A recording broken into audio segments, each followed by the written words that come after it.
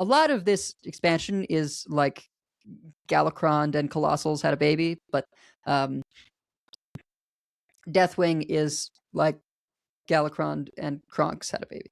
So that's such a disturbing image. Well, you know. Welcome to episode 533 of Concede, a Hearthstone podcast dedicated to making the competitive side of the game more accessible to you. It is Wednesday, February 11th, 2026 in the evening. Coming to you from Nomergan, Ohio, it's me, Edelweiss. From North Rand, Massachusetts, we have Wicked Good. Hi. From Teldrassil, California, we have Megasa. Hello. And from all around the world, we have you, dear listeners. This week's episode is brought to you by our producers, Number Theory, Kresh, Beef Squatch, David P., Jeremy T., Bottlecaps, Grumpy Monk, The Burger Club, Kirk Regan, May, NY Kiwi, and Spine, and by our patrons of the week, EX Pizza Man, or X Pizza Man. It's hard to know sometimes. Or Pizza Man EX, potentially. Well, I think the order would be different if that were the case. And Nabatean. You can go to patreon.com/coinconcede to get perks like a thank you at the top of the show, bonus post-show content, early access to new episodes, and help support the show in the process. If you would like to support the show but cannot do so monetarily, please consider leaving us a 5-star review on your podcast feed of choice, as it always helps out the people behind the show. So, Life and Ladder, there were some balance changes that we're not going to do card by card on them later on, but the one that mattered for me first I tried Librams, and Librams would be good and cool and fun if not for a new card that's now in the client. And so they're good and cool and fun unless you face that new card. I've been playing Maestra Prison Rogue, which Maestra went from 5 mana to 2 mana, which is a choice. That's a send-off right there. And if you don't remember me talking about this deck, this is the rogue deck that aims to play multiple hero cards from the past, because that's what Maestra does. You get to discover one. Of course, you step or bounce her with the Web of Deception. And as long as you've got at least 2 hero cards played, then every time you play Tess, you will swap to the other one. And so if you've played 3, I mean, that's really nice, because then you're playing, it means that you no longer know what hero power you're going to end up on, but it means that you will gain 2 heroes worth of armor. So I always try and pick Rakara if I can, because that's 10 every time she shows up. Alakir is 8 every time that one shows up. There's also just goofy things you can do, like you can have the Kurtrus hero power, use it a couple times to get your attack up, and then you end up on Alakir later. You pick up Wind Fury from that hero power, and you just, there's silly things, but mostly you're gaining armor from changing heroes. I feel like I should be like a mandatory reporter after listening to this, because this feels like some sort of like a hate crime. This deck that you've put together. Well, so the other piece is that because you are no longer not a rogue hero, Tess replays all your rogue cards. And it's a very carefully curated set of cards in this deck that all of the ways that draw will no longer draw once your deck is gone, because they are either targeted or that's like, you don't have any pirates left, so you're not going to draw. You don't have any minions left, so you're not going to draw. Or the map, right, doesn't actually draw, it's just discover. And so if there's nothing there, it just doesn't do anything. And so you do not start taking like extra fatigue or anything once you're in fatigue. And because you're playing Tess every turn, you're getting enough armor to very much outpace the fatigue you would be taking. And because you have Shadow Steps and Webs of Deception in there, you end up with the Tesses, like you resummon your Maestras and you resummon your Tesses, and over time there's many more Tesses in the pool, and they get bounced. And sometimes you whiff and you bounce some other rogue minion that you have to play, because you have to run the telephone one, that 3/2. Robocaller, yeah, you have to run Robocaller, and the one that reduces the cost of your next card from another class is sometimes quite helpful. Sea Shill, right, to play one of those heroes much sooner. But those die to Backstab or O Manager, right? And I built a version that runs the coin weapon and along with O Manager, so I get a bunch of coins as well. And look, if you're playing tests at a certain point, that's your turn. Maybe you can input a couple actions based on cards being green, but you're not going to see anything because the animations are taking up the rest of the turn most of the time. I hate this so much. Sometimes you get a few seconds, maybe 10 seconds at the end to pick a hero card from a replayed Maestra. But largely that's what's going on. And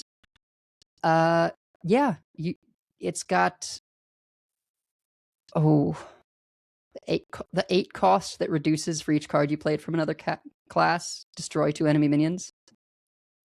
Oh, smash and grab or something like that? No.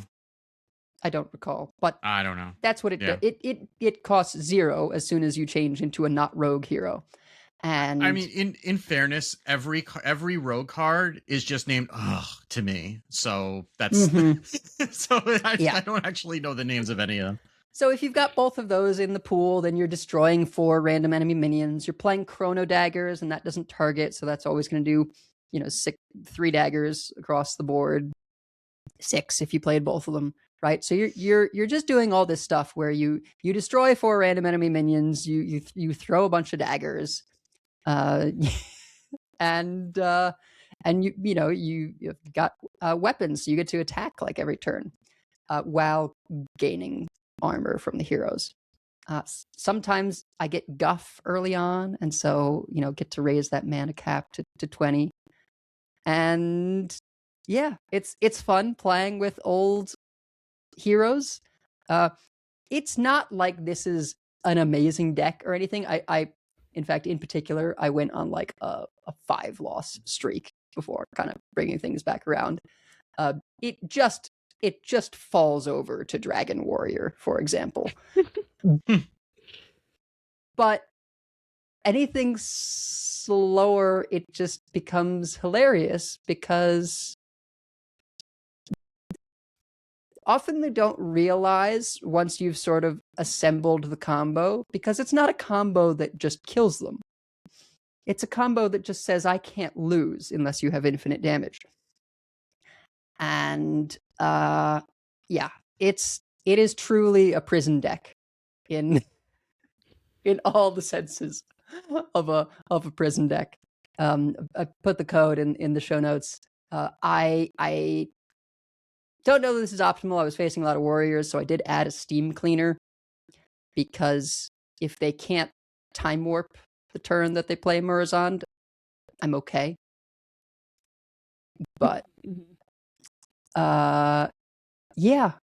it is it does also lose to the new card if they play it soon enough. If you've gotten to a point where every time you play test you're getting test back, then you're okay. But that's hard to do by turn 7. So yep. Well, I have also played. I haven't had a ton of time to play. My students kind of accidentally increased by 50%, like my number of students. So, which is good, and has also meant I haven't had nearly as much time to play. But I did play a little bit of a sort of Among Us crew Demon Hunter that World 8 posted right after the balance changes, because there was a bunch of buffs to that Among Us crew package. And I think it's doing a little worse now as things have gotten a little bit more grindy, and also people are playing a little bit less jank. But I'm 7-6 with it. And it was pretty fun. You can get some really huge boards quite early if you it has the Tusk Piercer to draw Deirdre, who's the legendary with Rush that shuffles the 8 into your deck and then draws a couple when she dies. And it also draws the Draenei that buffs your Hand of Draenei both as a battle cry and a death rattle. And if you can get a couple hits, even just 1 hit onto your crew, but especially 2 hits, then you can be like, it's turn 6 and I have a bunch of 8/6s. have fun. And maybe they have Divine Shield or Reborn or Wind Fury. I did have one person, and it's like, I had that flame a week or two ago where they were like maligning Discover Hunter, which was mostly just funny. This morning, I got someone who had won and decided that they were going to add me, taunt me for losing, and then unadd me again, which, like, guys, come on. But why? This is why I just ignore friend requests. And then every so often we get somebody who's like, why won't anybody accept my friend request? Because everybody else has ruined it for you. That's why. Like, I have usually had a good experience, but it is very memorable when it's not. I had gotten a lot of Wind Fury, but what I really should have copied was Deirdre, not the Wind Fury minion.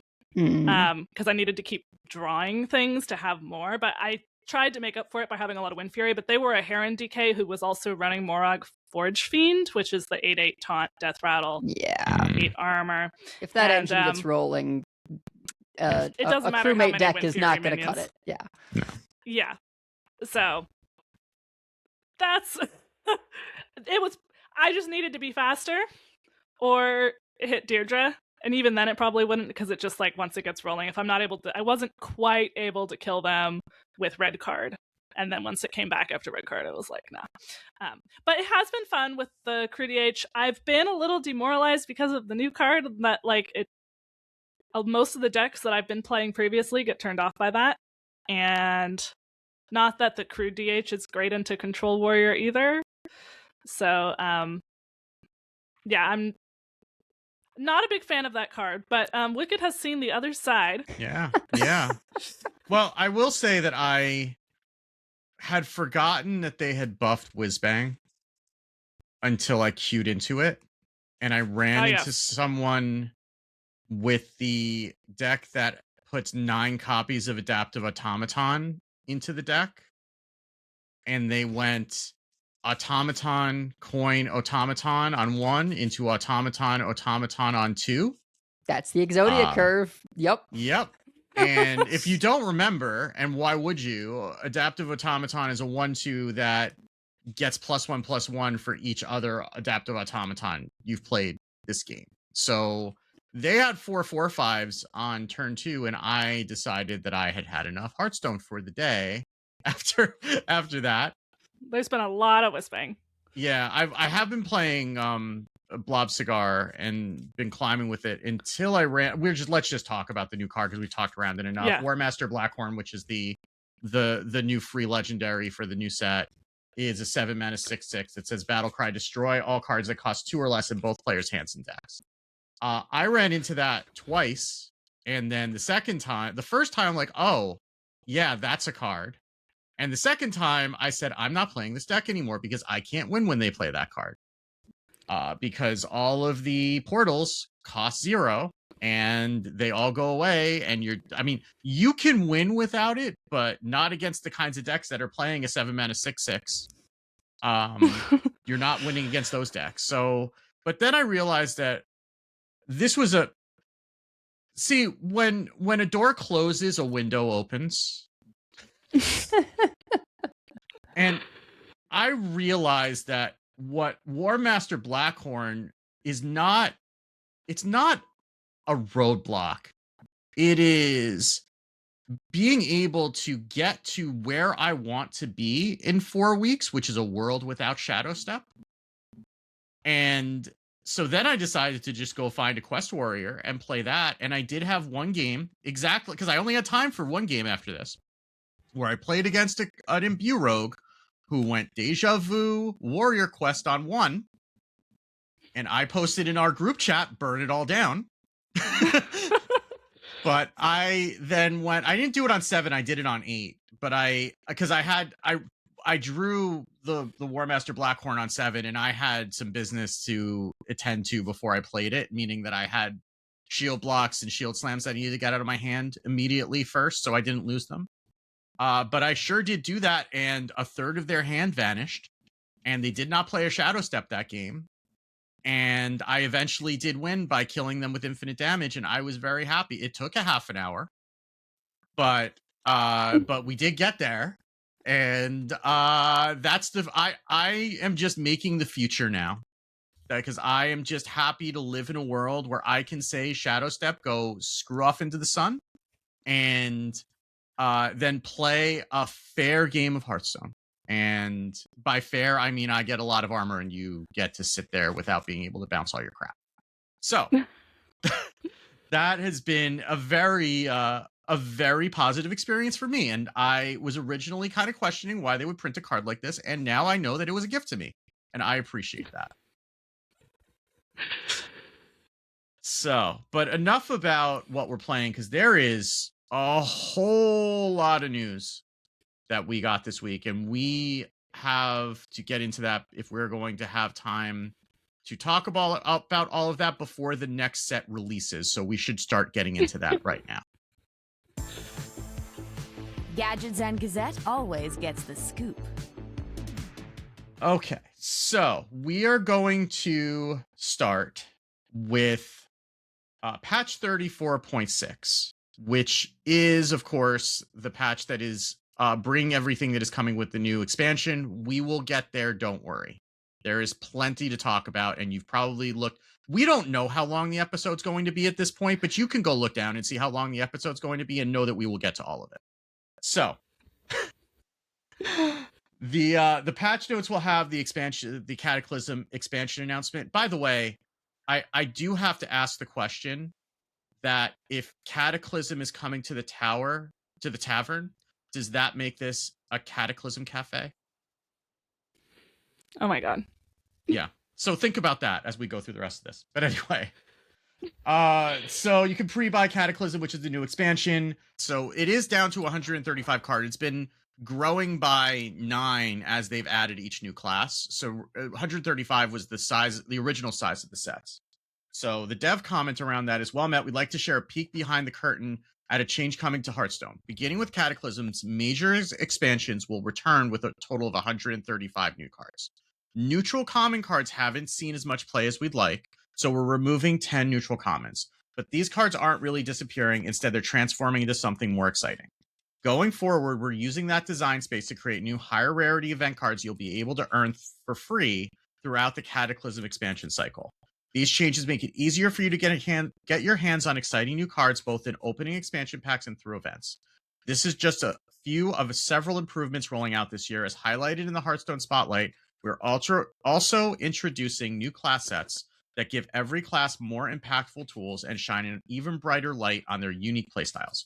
We can't wait to share more with you soon. So, there's going to be fewer cards to open, but the cards that you're going to be not opening, you're probably not going to miss. They're going to be mostly arena commons.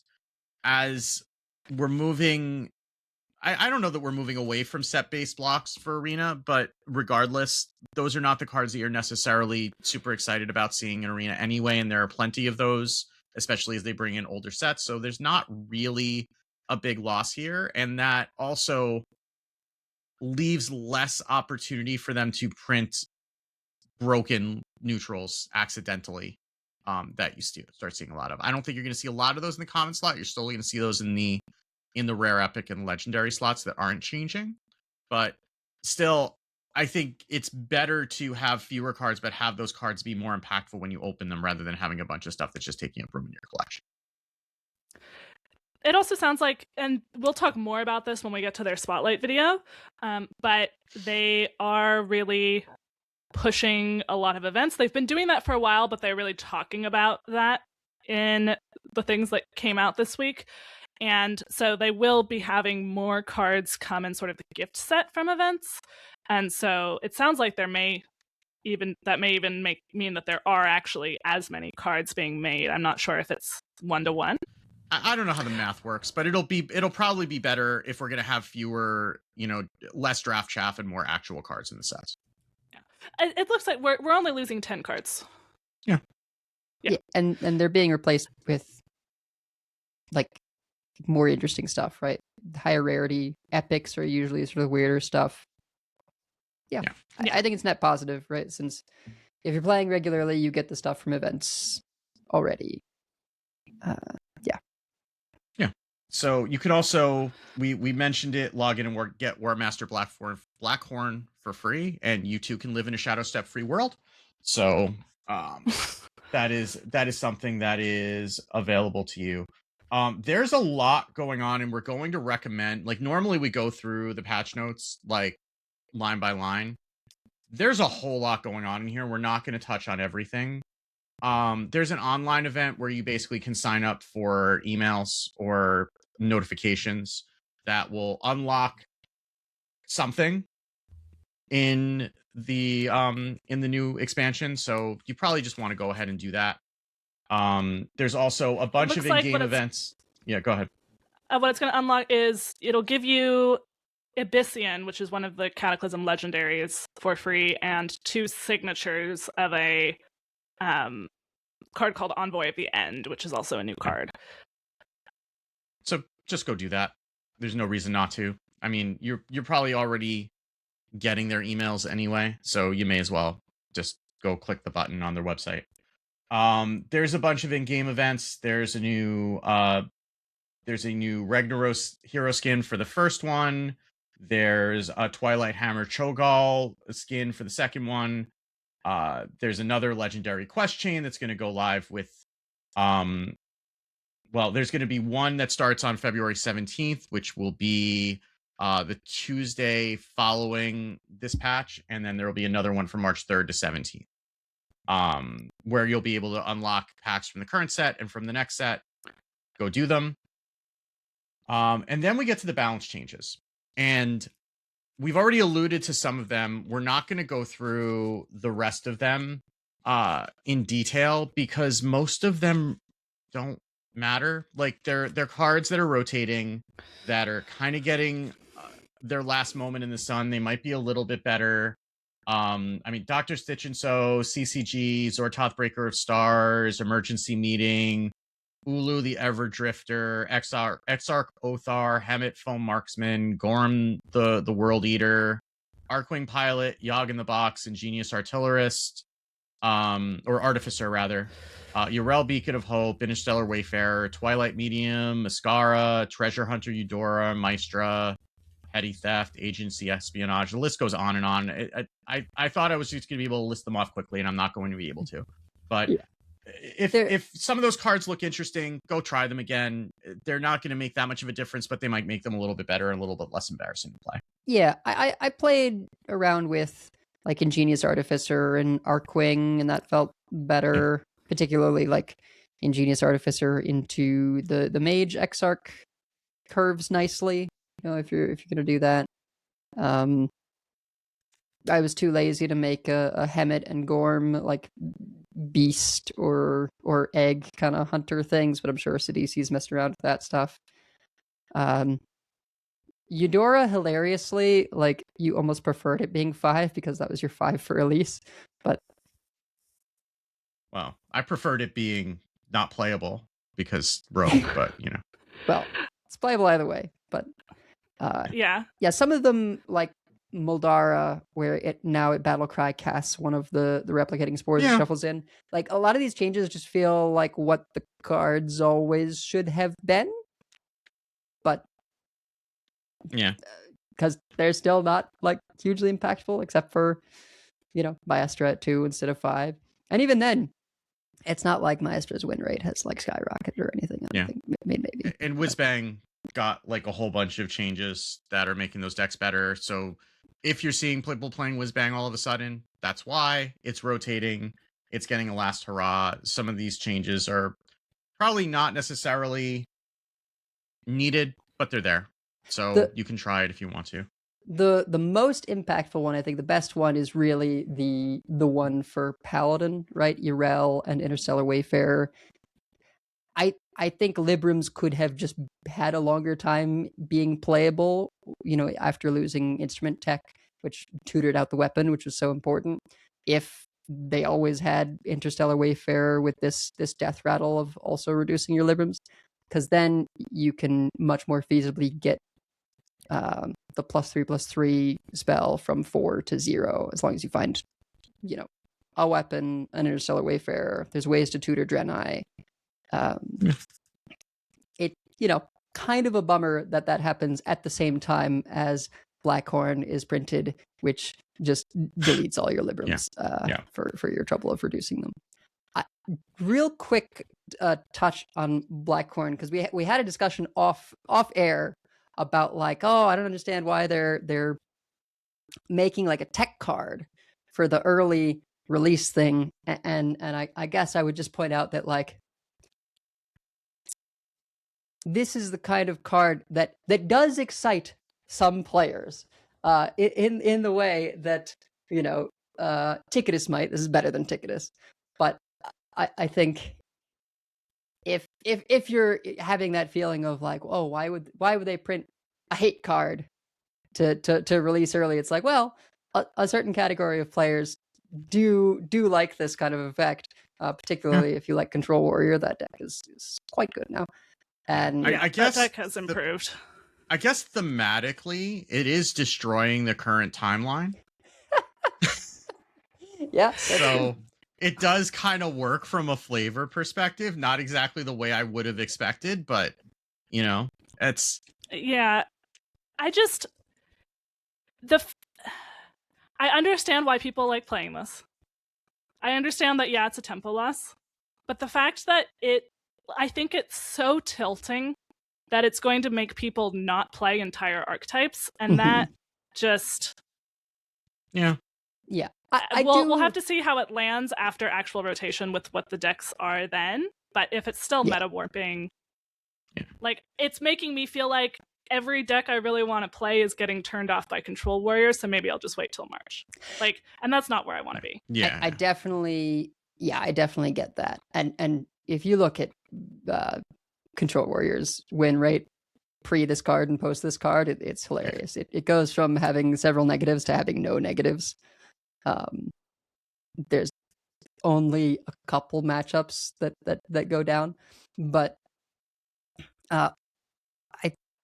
I think while this is like particularly impactful in this meta, I actually wonder if once we get the rest of Cataclysm out, and we'll talk about some of the cards and why I feel this way, I wonder if it may actually lose relevance in the context of the rest of Cataclysm. And so it's kind of having this moment now in the month and a half lead up.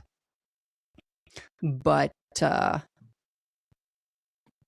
Cataclysm has Colossi, right? Like Cataclysm has a lot of stuff that's not pushing towards the kind of decks they're going to have a lot of cheap cards.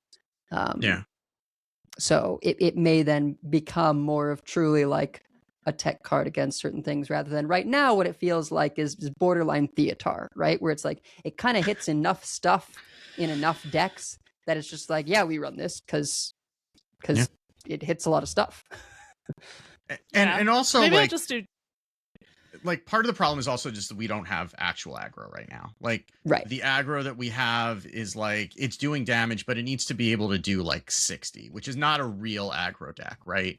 Like an actual aggro deck would need to do 30, maybe 40 in order to win a game. But because just the set points are all out of control in this meta, that we don't have actual aggro. So like this can like slam the door in an aggro deck by deleting a lot of the aggro cards. But like in a normal meta, you should be dead by the time that you can play this against an aggro deck. And that's just not the case right now.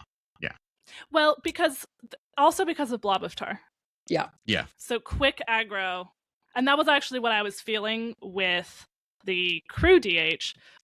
Crew DH was having a terrible time in a Control Warrior, not actually because of this card, but because of just like all the rest of the armor gain. And Demon Hunter with the blobs. That one you can sort of, like, we're running Broxigar in the Crew DH card literally just to turn off Fell Hunter. Like, that's the only reason. Also, because like you're diluting, like you're not drawing that much, you're diluting your decks with crew members, you are not getting Broxigar and you don't care. It's just draw and it turns off Fell Hunter. But it just, in this meta so far, it's been hard to have the like I win on turn 6 aggro. And so that's also the other reason why I'm like I've been finding some sort of decks that win a little bit later, usually like Discover Hunter to be quite fun. I think that's a really cool deck. Maybe I'll play some Dragon Warrior, but you kind of have to be a little mid-range. You kind of have to be this tall to play in this meta in terms of this slow to play in a sense. And so that would be kind of the punish for running a card like Blackhorn. So I don't know. We'll have to see how it looks with the Cataclysm meta. You know, I don't need to only play super aggro, but I do think super aggro does actually play an important role in the Hearthstone ecosystem. Yep. So yeah. Like this should be a very greedy card that you should get punished for playing. It's just that there is no upper limit to greed in this meta. It is just a billionaire meta, and you can afford to play a 7-mana 6/6 that maybe does nothing in this meta just because everything is so slow and grindy. And you know, in that case, you are shutting down a number of win conditions of other decks, and then it's a good card. It's a smart card to play in those decks because you're not punished for it. I don't know. I hope that is not the case when we get through rotation. If this is playable post rotation, then we have another problem. I think it will still see some play because the people who like this effect a lot. And but I imagine it will be a much worse card for reasons that I describe as Ragnaros, basically. we will get there. Yeah, the cards we have seen so far, many of them seem like they will make an impact. So we will get there. Yeah, but in any event, we can go back to the patch notes. There are arena updates. Again, we don't. There are battlegrounds updates. We don't have time. You will have a link to the show note to the patch notes in the show notes if you haven't seen them already, and you can feel free to browse those changes as you have time. And if those are relevant to you, we're not going to cover them because there's too much to talk about. A Darkmoon Fair, similarly, we've been really clear, don't spend your money on it, but if you're going to, there's new stuff in Darkmoon Fair, knock yourself out. There are also some bug fixes, but again, nothing particularly monumental. A couple visual bugs, some things around signature. Spell damage buffs persisted after rewinding. They don't anymore. Like nothing major. So we'll move on because again, we need to tell you all about all these things before we lose our voices. So there are free cards. We talked about War Master Blackhorn yet again. There he is. The other big news is that as of when the new expansion releases on March 10th, everyone will get full access to every card from Into the Emerald Dream and the Lost City of Angora. If you already own them, and they say own most of these cards, there is a specific achievement for which I don't believe we have details for what the requirements are, but you probably know if you're close. Then you will get a signature legendary Sarah if you own most of Emerald Dream, and you will get a signature legendary Bringer Umbra if you own most of Lost City of Angora. This is a really smart idea, given how many people took a few sets off, I think, and might be coming back to the game with some of the changes that are coming here, because nothing would kill the excitement of a new set better than having to go buy into arguably the worst sets in Hearthstone history. So, I mean, they would probably give catch-up packs, but if they're going to give enough catch-up packs to matter, they may as well just give you the whole thing and let you rent it. To be clear, you're getting them for free through the expansion of Cataclysm. So they're not just like granting it to your account, but it is for quite a long time for the entire expansion of Cataclysm. Yeah, it's very clever, actually, right? It's that thing of, well, I'm gonna give you this thing for long enough that if people have convinced you to come back to the game, right? Because this is a very exciting offer to come back to the game. you get that period to try new decks out with the new cards and not worry about missing some old cards, and then you can buy in afterwards on set 2. This is a cynical and just amusing thing to me, is like, yeah, what do they have to lose giving you all of those cards for free? They don't do anything. But as we've talked about, there are certain whole quests or packages that just don't work anymore, right? Rogue had cards to do with bounce, and they're rotating out Shadow Step. New card deletes Broxigar portals. There's a lot of things to be cynical about if you want to. You're not going to play him. You're not going to play Imbue because you have better things to do than Imbue, and we're not playing Imbue now anyway. Like, yeah, you're not playing Imbue. You're not playing Quest, but I still think, like, particularly because knowing that rotation is when huge influxes of new players happen, this just reduces that barrier even more, right? To convince people, like, hey, come try it out. Now's the time. And then, realistically, once you lose access to them, you're only going to have to craft a couple things, right? Yeah. Like, right. You might be like, hey, I like playing with Draco Rex. I didn't have to craft it, so it wasn't a barrier to entry. And now I can get Draco Rex, right? I think they learned this from China. Right? They gave people a lot of free catch-up stuff and trial stuff, I think, as well. I don't remember exactly how it worked in China, but they gave people a lot of free access to cards so that they could rebuild their collections and not have to choose between, like, playing. Like, it's hard when you're new, right? Or you haven't played for a while because you just don't have any of the cards. Yeah. And you're maybe not convinced yet that you should spend money. So, yeah, I think this is smart. Yeah. I think the only other thing that it didn't occur to me until literally just now is I do wonder how this works with duplicate protection for the standard packs. Because or presumably, ones, right? Yeah, presumably if you're coming back, you're going to get catch-up packs at least are going to look at whatever you don't have from that set, though I guess it might favor across the timeways, which maybe is a good thing. But yeah, I think this is a really smart thing. And then if you were missing anything from those two sets, don't craft them because you're just going to get them in a couple weeks. Yep. I don't know why you would at this point, but sometimes you get a little bit loopy and you start looking at the crafting menu and anyway. So other than that, there is a new board. I think there might have been some misconception that they were never making new boards again. They did say they were going to make one board a year that was going to be for special events or for a particular reason. They're giving us a new board inspired by Azeroth's cataclysmic destruction. So everything's busted. So you can enjoy that.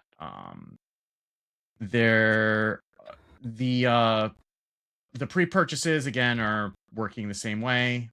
So that is what we have to expect. But there was also some additional information in the Spotlight video. Yes. So there was a video with the executive producer and the game director, who we never hear from. So, as well as in the second half of the video, they had I believe the same reveal trailer that was posted separately as well. But so we heard a little bit from Nathan Lyons-Smith and Tyler Bielman.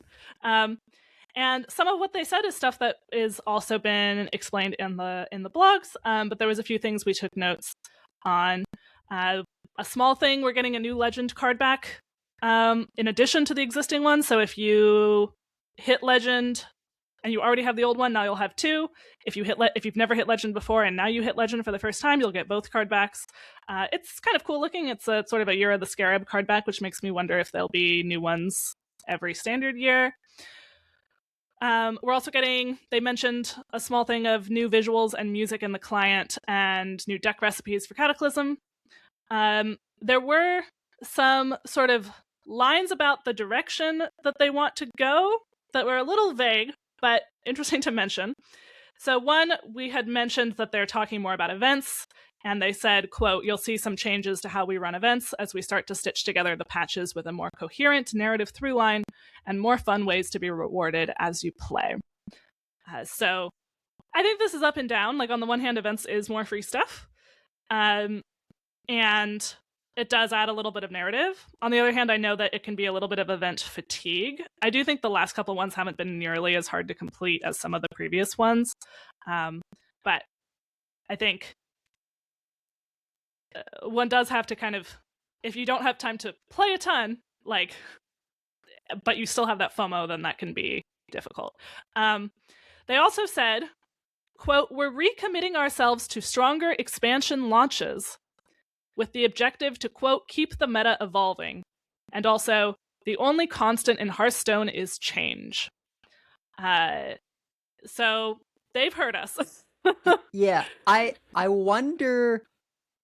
So this is where my, conspiracy brain is like, I just want to know, like, is this a, hey, we messed up, we heard y'all, we're gonna make sure this stuff hits, or was this the plan all along? Like, we'll never know, right? If because they would never admit to saying, look, we're gonna make a deflationary year and it's gonna be rough, but then we'll come back swinging.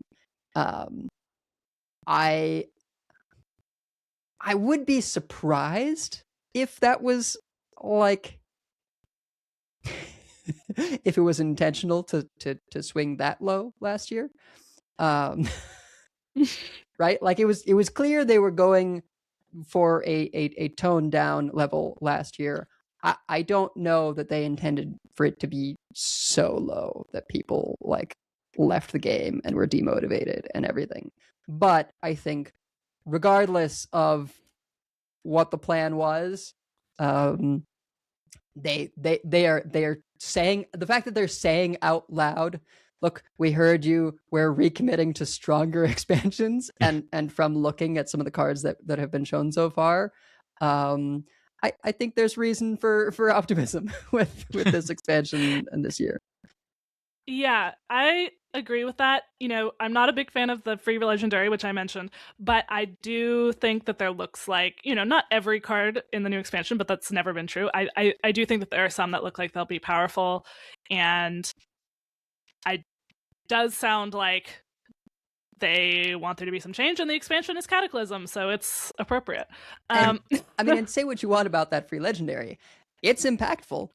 Right? Yeah. Like, that's true. It is impactful. It is causing change in the meta, and it is. There's a lot of people who enjoy Control Warrior. It's making Wicked happy. So, also, it's not so much that I enjoy Control Warrior. I just enjoy making Rogue sad. So, this is also a game director sighting. I don't know if we've had a game director sighting before. We haven't heard from either of them for a year. So either the game director or the executive producer. I think the last interview was like in February of last year. So it's been a year since we've heard from them. Nathan Lyon-Smith has written stuff that we've appreciated because we know he's been on the team forever. But we haven't really known who Tyler Bielman is or what he's like or what he's doing. I definitely didn't know what he looked like. Yeah.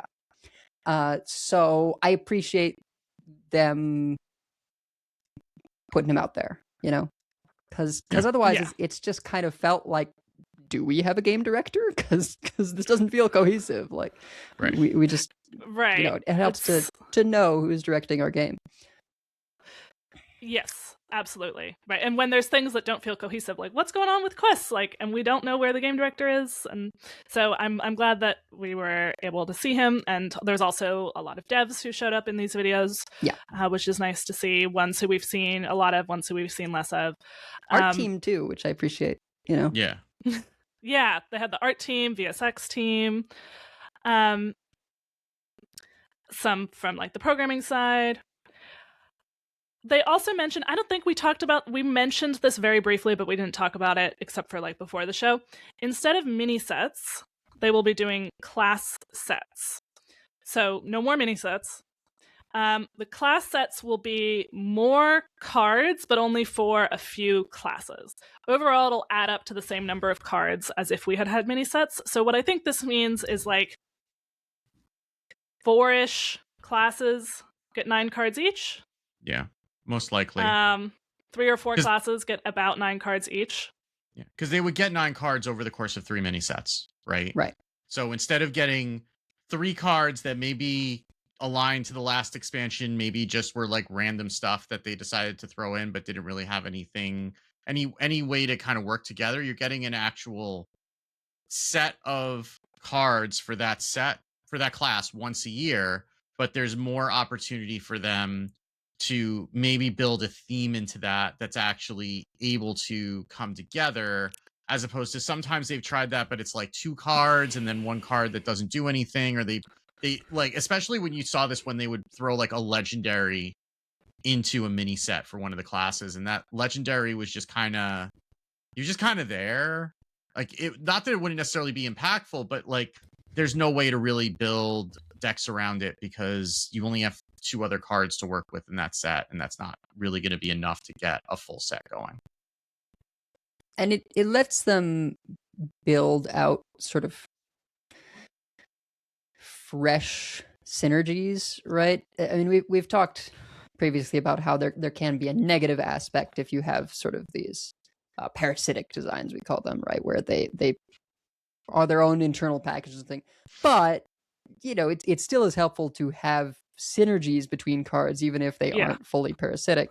And it's easier to do that if you have 9 cards to work with rather than 3, right? Or 3, all you can do is try and add something to an existing sort of synergies and stuff. And then you're not really going to be making a new deck. You're just going to be adding a card to something that already exists. Because it's harder for like 3 cards to push something over the edge if it wasn't there before. I mean, it also puts less pressure on those cards, right? Yes. Because not every single one of them has to be...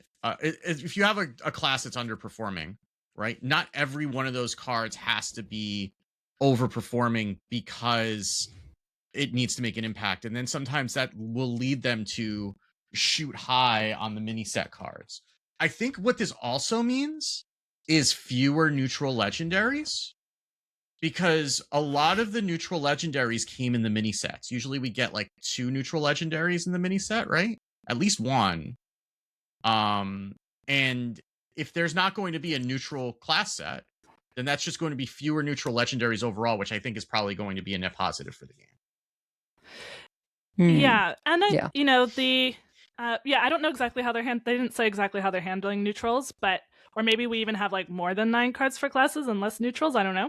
I mean, there's going to be neutrals in these event releases, right? So that could kind of maybe cover that's that. where we're getting them. Yeah.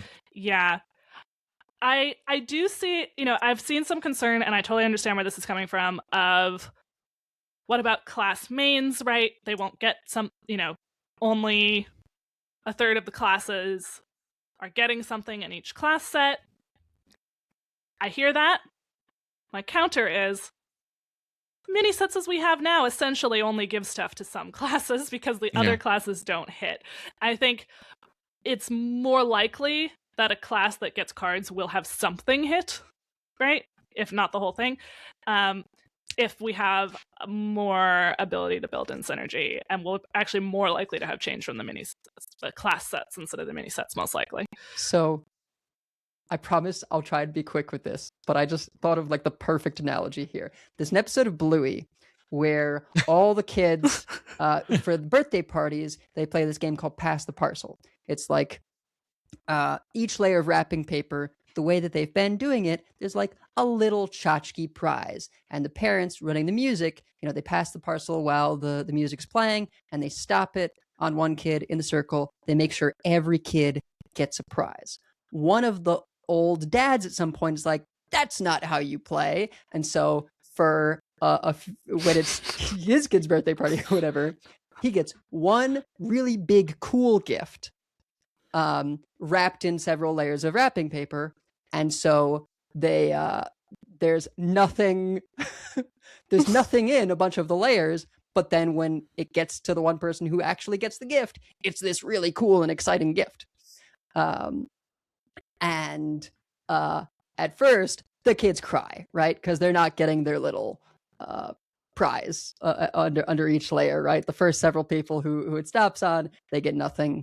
But the kid who got that big gift was very excited. So when it's that kid's birthday, he's like, I want to do it that way. So that eventually everyone gets their turn with the big gift. Yeah, and it so happens that eventually, they all get excited by this new, actually old way of doing it. And I think the kind of same principle applies here is like, well, what's better? Having like a few scattered things here and there that maybe are exciting, but maybe not really, or having like one big, oh, this is my moment, right? Where it's like, I'll be really excited for Mage to get those new cards or whatever. Yeah. It's almost like Christmas versus Hanukkah, where on Christmas, it's going to be once a year, but you're going to get a good gift and you're going to get a bunch of stuff, and then you're going to get to unwrap a whole bunch of presents. And on Hanukkah, you get one present per day, but sometimes that's the present that you want, and sometimes it's like a pen and a notebook. So we do not do that. That is not eight present. No, that's not happening. Yeah. So. As somebody who grew up in a mixed household, Christmas definitely won in the kid thinks this is cool department for sure. Yeah. Especially because if we were also doing Christmas, my parents were not giving us big Hanukkah gifts. Like, no. I definitely had some nights of Hanukkah where I got a magazine and that was it. So yeah, that was like, you just stopped at the rest area on the way home to pick this up, didn't you? Like that's the anyhow. All right. We just a couple more minor things. So we did get a teaser as to what the second expansion of this year will be. Quote, the second expansion will see infamous Vanessa Van Cleef planning a jailbreak from the Violet Hold, featuring some very familiar outlaws. That's all we know. Sounds like Badlands. Sounds like, yep. And the third expansion will be revealed at BlizzCon in September, along with a, quote, stupendous surprise. They really built this up, but we have no idea what it is. So it sounds like they'll have something else to announce at BlizzCon that hopefully is good. So the specific wording that Tyler Bielman used was like something that people have been wanting for a really long time. So Tournament mode? Right? I don't want to have hope. But it sounded to me like tournament mode. Imagine having hope in 2026. I can't share this thought with Daniel Stormrage Sheldon because I don't want him to get hyped up and then be let down as we have when it comes to tournament mode for a decade now. But it sounded to me like tournament mode. It could also be monk. It could just be a new class, right? It could absolutely be a new class. But think about it. What better way to show off tournament mode than the Hearthstone World Championships? That is not going to happen.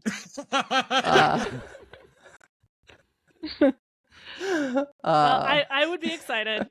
I think also it's announcing at BlizzCon, implementing next year. But when they announce a new thing at BlizzCon, they have it in demo stations. Like, we spent a bunch of time waiting in that line for Battlegrounds duos when we were at the last BlizzCon. That was there, and that didn't come out for a few months. Like when they announce something like that, they have it at a demo station. And if they're going to have it at a demo station, they may as well subject the world champion contestants to play on it. The last thing that we saw there was we did see, and I don't know if we're going to like spend any time on these particularly until they are a little bit more proximal, but we saw some of the upcoming event gift cards because some of those events besides that we have upcoming, besides just having like packs and hero skins, also have event cards.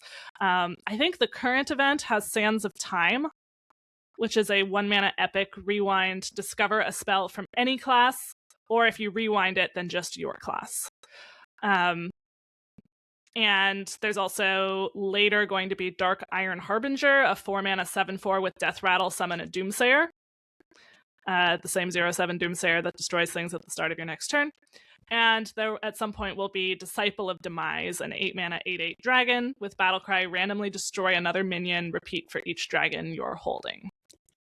That seems nuts. Given the lack of clears landscape core-wise that we're going into, I don't know. Disciple of Demise seems to me like if you are...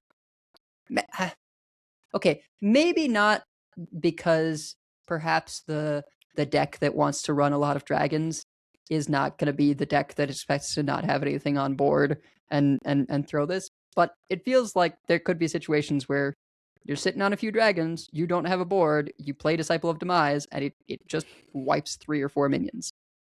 Yeah. I mean, it is very important to say that the word enemy does not appear on that card. So that was my... yes. Yes. I just want to point that out because that may not have been clear from how we were describing it.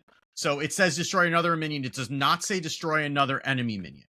So the Correct. only thing that is guaranteed to live through that is the Disciple of Demise. But anything on your board is also fair game. So do keep that in mind with this also. But like, I don't know, you can make some trades and then play it. Like, it's... But also, how many dragons are you still going to be holding by turn 8? By 8 mana? Well, it depends the kind of deck. Yeah, I mean, we'll see. But it's... Look, it's got potential, right? And who knows if there will be any kind of cost reduction opportunities on dragons. I don't know. Yeah. Well, and, Warrior Draco Rex also, Deathwing dragons, or the Dragonflight, which we will hear about soon, is dragons. Yep. So I imagine we'll be seeing more dragons.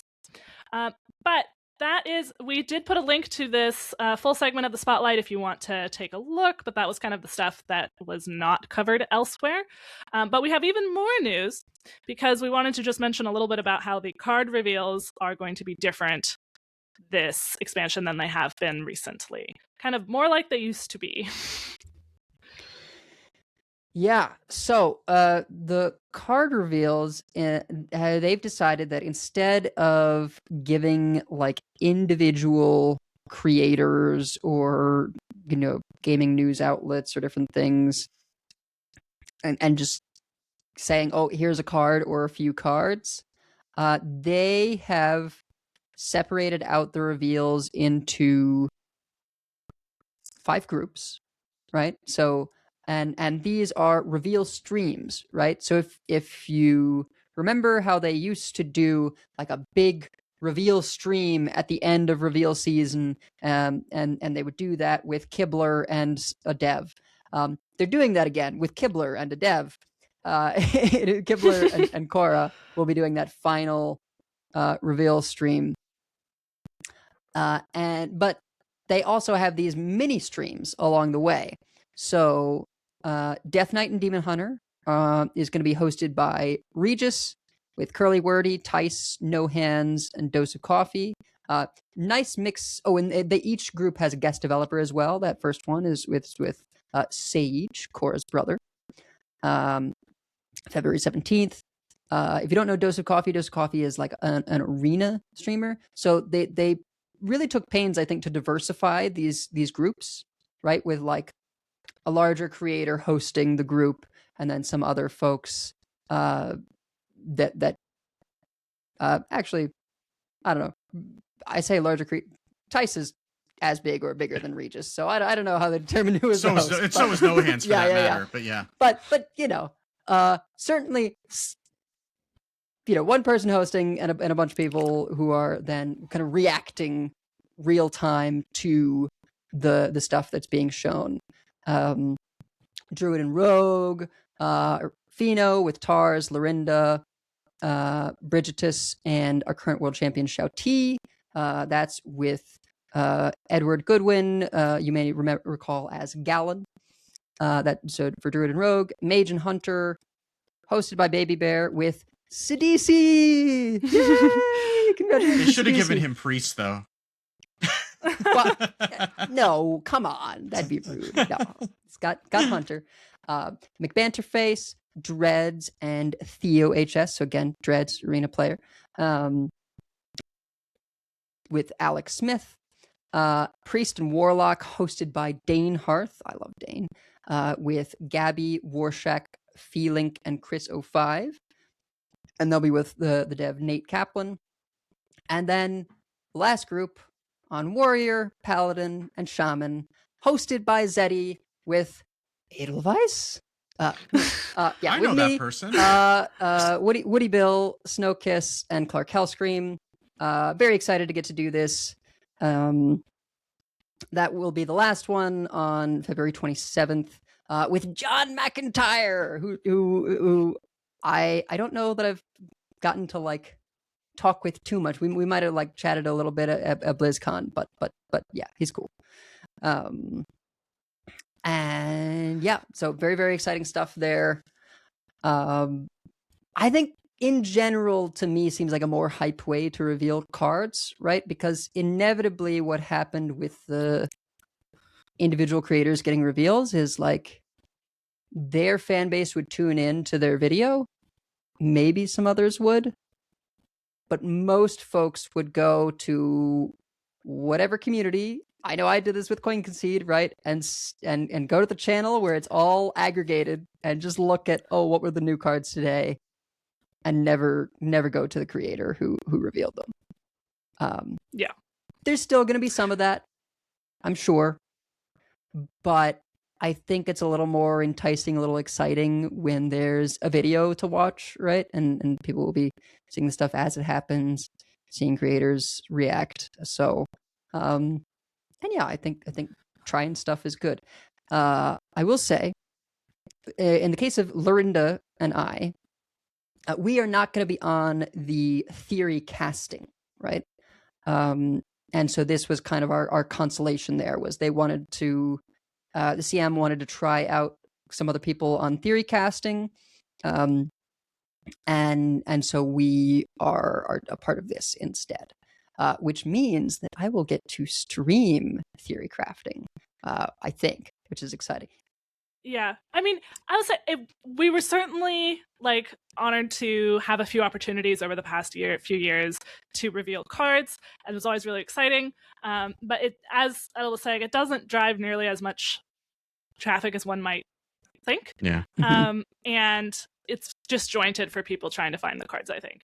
Yeah. There will still be some cards that are revealed in kind of disjointed ways here. So like the Colossals, which we'll talk about in a bit, have been revealed on official social channels and some neutrals. The blog has like extensive details, but basically all of their social channels are showing the cards at the same time. We also have thank you to our images only posters on the Discord who've been very thorough about making sure that they go there with alt text in a timely fashion. And there's a few like other like creator things, like Dark Lady Cosplay is doing something. Hearthstone is going to have a video with like a few scattered cards, but most of them will be in those streams. And I imagine maybe they might even have like I'm sure like when you're talking about Warrior, you're going to mention the Warrior Colossal, so who we have heard about in the reveal video, and we will talk about Ragnaros. So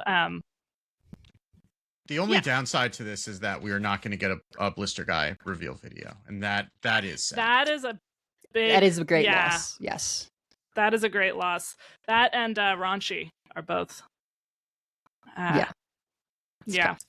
But look, that there's opportunity that you know, down the line, Blister Guy will get invited to one of these groups, or to be one of these special guest things, right? Like it's not like if you got some before, you're never going to get it again. It is that thing once more, right? Of like, look, it's there's fewer spread around, but it's more hype when you are part of it, I think. Yeah. And as noted by like Sidisi is part of this. That's awesome. Yeah. So honestly, that's who I want to watch in the video talking about the Hunter cards, because he's going to know a lot better than me. Yeah. And yeah, there will be theory crafting community days and a pre-release brawl as we've had before. Dates are in the blog. Yeah, we don't have confirmation on like exactly who's in theory crafting, blah, blah, blah. But we will definitely let you know. And yeah, I can't imagine they would be like, Edel, no, you can't even be in theory crafting. You already got on a reveal stream. You don't get theory crafting. Sorry. Yep. Yeah. Them's the breaks. I want to note also, I think this pairs intentionally well with their rally point thing, right? Where they want you to watch Hearthstone streams, right? They want you to watch their Hearthstone streams as part of that, right? So, I don't know, that some nice interplay between those two systems, right? That you can watch the reveals and it will contribute to the rally point thing to get free cards. Yeah, and there are actually drops on those streams as well. Yes. Yeah, there's also going to be pre-release Tavern Brawl, as there has been, right? That'll be March 10th to 17th. The release being on the 17th, I think, right? Yes. Yeah. So yeah, exciting month this next month. Yeah. And you know, community days, March 10th to 14th. So, you know, some of these things we've had before and you know, continue to have, and they're great, and other things are new and big changes. Definitely looking forward to the final reveal stream with Kibler again. And they've got a chart here that lists when all these things are happening. That's quite useful in terms of claiming rewards and various things. Yeah, and there will also be a free legendary colossal on level 1 of the regular Tavern Pass. So you're definitely going to have a colossal to play with, even if you don't do anything else. You don't open any packs, you'll still get something, which is pretty cool too. Yeah. All right, we ready? So should we actually talk about the set that we've been talking about for the past hour and change? I guess maybe we should do that, huh? I don't know. It seems kind of gauche. Yeah.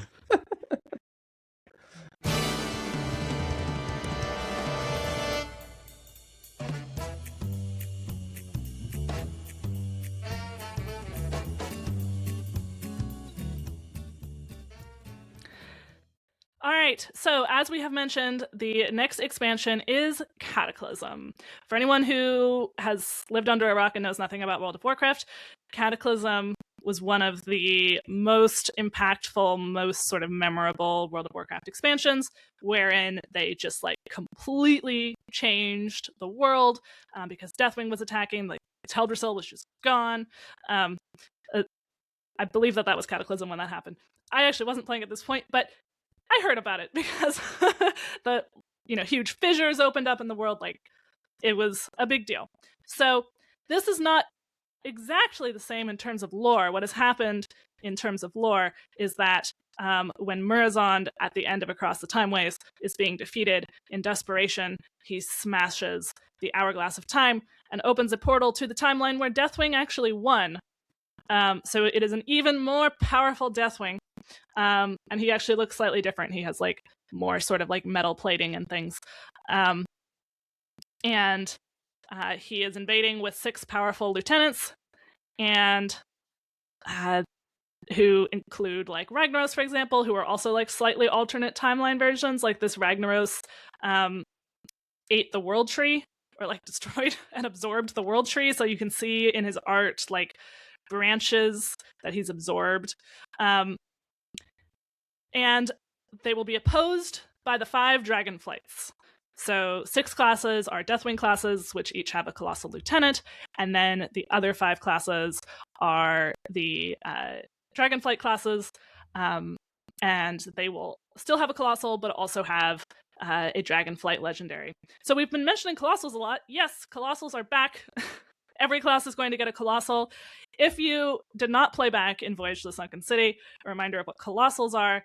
They are minions that summon other minions next to them when they're played, and it has like really cool art that expands across. So it's like one art piece across all the minions. When they're summoned, not when they're played. Yeah, when they're summoned. Yes.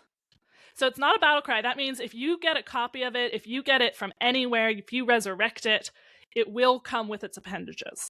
So we did mention, we don't know how they're changing Elise, but copy seems like it might be real good if they don't do something. Yeah. They have not said how they're changing Elise. They have said they are changing Elise. I almost feel like if they do not remove copy on this change, it will not last till the next balance. Right? Like the next balance patch will perhaps remove copy, because we'll just go straight back to doing one cost and try and high roll copy every time. It took about 15 nanoseconds for the first Reddit post with like a Colossal and an Elise location in the rank 1 legend gem to pop up. Like I would have to imagine, but it would be nice to know. Let's just assume that they're going to do something about that, because that seems fairly untenable if they don't. So we'll just kind of assume that during our discussion. Yeah. And we'll adjust if necessary when we know. And something we do know from core is it's going to be a lot harder to activate an Elise. Unless you are a particular class that has a class card that is 0 cost. There's no more Ceaseless. There's no 0 mana minions in neutral. You need an honest to goodness 1 through 10. And I think if that's how it is, that is more challenging. Most of the decks that we've seen with Elise do not have a 1 through 10. They have a 0 through 9, or a 1 through 9 plus Ceaseless, or they have something skipping the curve.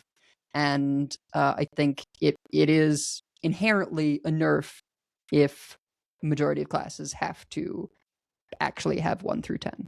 Yeah. And a lot of the neutrals that we're filling in the higher mana brackets are also going, like Celiax and Bob and some of those other ones are also going out, which is going to make it also harder to be able to get a consistent curve that's going to be good enough. Yeah.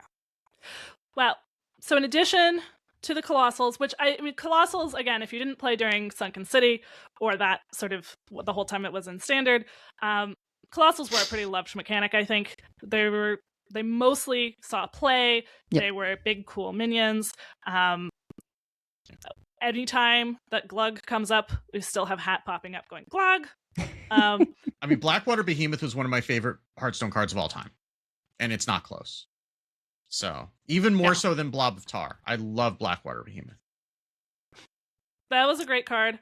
There was a lot. I mean, I think all of them, or if not almost, like maybe 1 or 2 didn't really see play, but they were really impactful.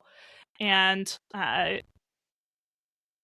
we will also have, so 6 of those Colossals are lieutenants, and they have this whole mechanic, which we'll explain in a little more detail in a second, called Herald, which is kind of similar to Invoke if you played back with Galakron, where the Colossal improves, and also Deathwing improves, because yes, Deathwing is in this as a hero card, available to those 6 classes. And Herald also improves Deathwing. We'll explain Deathwing in a little bit more detail later. And then the good classes get Dragonflight Legendaries, which will have the one that we've seen so far can start says like in its human form, because in World of Warcraft, dragons can have like a human form. Or other like hominoid form and a dragon form, so this one transforms. I don't know if they're all going to be like that, or if it's just the hunter one, but they'll all be legendaries as well. And we have a new keyword called Shatter that we'll talk about. We also have cards that target specific cards in hand, so they have a new UI for that, where certain cards you can play them, and then like as part of their battle cry, maybe they're targeting something in hand, so you actually drag it back to your hand and select a card. And it sounds like, in the reveal video, they highlighted that they spend a lot of time trying to make this UI work on all platforms. I think that's really cool to have that as an option. And they said that they will use that going forward, not just in this expansion. So, for example, there is a neutral card that they revealed that does this. Let me. Yeah, it's Battlefield Blaster, and it has a battle cry to give a card in your hand spell damage +1. The fact that you can target that, I think, is really cool and makes it a much more useful. There's so many cards that are not that useful because they're random hand targeting. Yeah. Or they have to make it so it targets the whole hand, and then sometimes that's a little much. So I like this as a middle ground. And then you don't have to discover a card out of your hand or blah, blah, blah. But the really exciting thing here, I think, that we have to start with is Deathwing. So, Edelweiss, why don't you tell us a little bit about Deathwing and those classes? Yeah, so Deathwing is going to be available to Death Knight, Demon Hunter, Rogue, Shaman, Warlock, and Warrior. It is a 10-cost hero card that has this huge effect when you play it. If you remember, was it Krog or something? There was Krunks, yeah. Back in Galakron, a lot of this expansion is like Galakron and Colossals had a baby, but Deathwing is like Galakron and Krunks had a baby. So that's such a disturbing image. Well, so you get 12 armor, right? Significant amount of armor on a hero. It's the most of any hero card. And it is going to change color depending on which of those classes you are playing, right? So it looks like a neutral in the client. It's going to show the color of whatever class you are that's using it because it's only available to those 6 classes. Battlecry, choose 1 Cataclysm to unleash, Herald twice to upgrade. And that functions the same as Galakron to invoke. There's a couple neutrals, and then these classes are going to have a couple of their own bespoke Herald cards. So you'll have, kind of the same thing they did with Imbue, right? Is you'll have your couple from your class, your couple that are neutral. You can run 2 copies of each, right? If you Herald twice, then you will choose 2 Cataclysms to unleash. If you Herald 4 times, you will choose all 4 of them. So the effects are destroy the highest health enemy minion, topple, there's raise, deal 4 damage to all enemy minions, enthrall, shuffle 5 random legendary dragons into your deck, they cost 1, and Dragon's Reign, summon a 12/12 dragon. And because you choose them, right, you can choose the order. It's cool, you can summon your 12/12 at the end. Very fun. And if you're concerned about the, I think there's something that is kind of like Kronks that everyone gets to run, right? Yeah. The main reason I wanted to talk about Ultraxian is, so it's a neutral legendary that heralds your Colossal, but it also reduces Deathwing's cost. It says 6 mana 6/7 dragon, Battlecry, herald your Colossal, reduce Deathwing's cost by 1, herald to improve. So if this is your 4th herald, you would reduce Deathwing's cost by 4.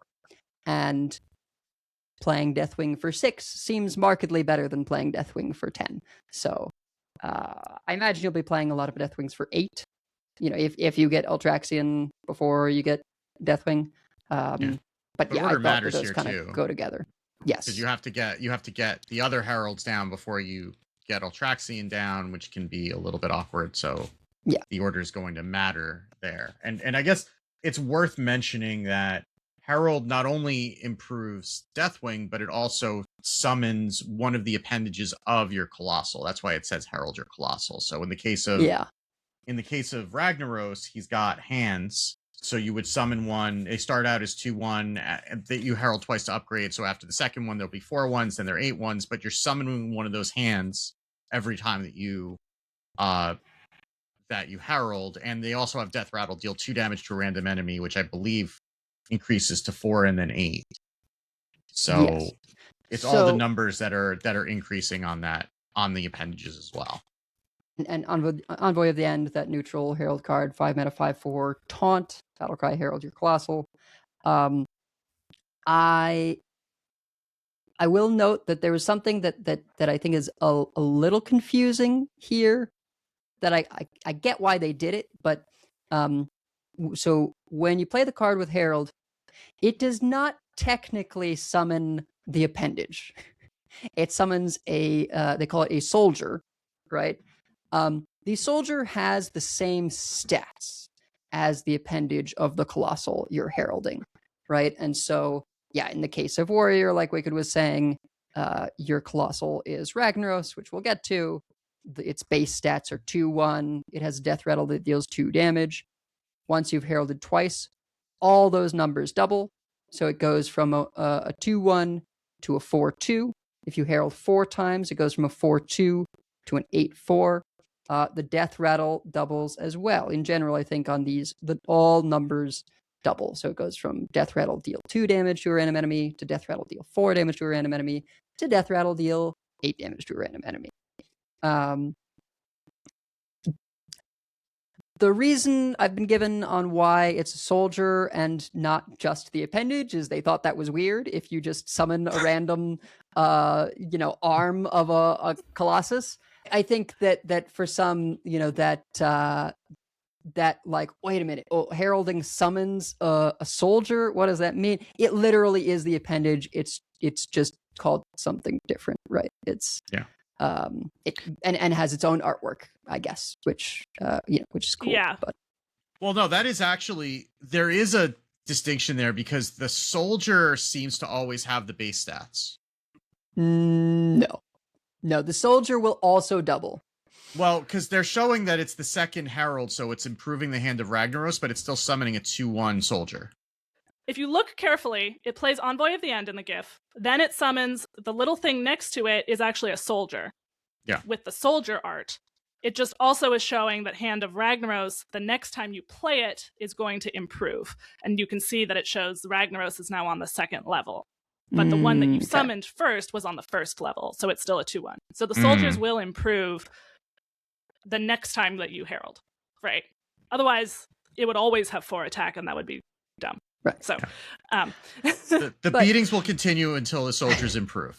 Yeah, I mean, what I think is crazy, right, is, and I'm not saying this is a bad thing, right, is it keeps the Herald cards relevant even after you've played your Colossal, after you've played your Death, right? Like, if you play a Herald card and you've already heralded 4 times and you've already played your stuff and somehow the game is not over, you still summon a fully upgraded soldier, right? And that in a lot of cases that's an 8/4. In some cases it's other maximally doubled stats, I would assume. That wasn't true of Invoke. Invoke was kind of still always the base thing, and that was not always useful once you got to the later game.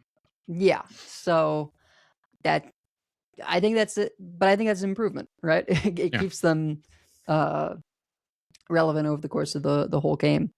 And should I just talk about exactly Ragnaros now?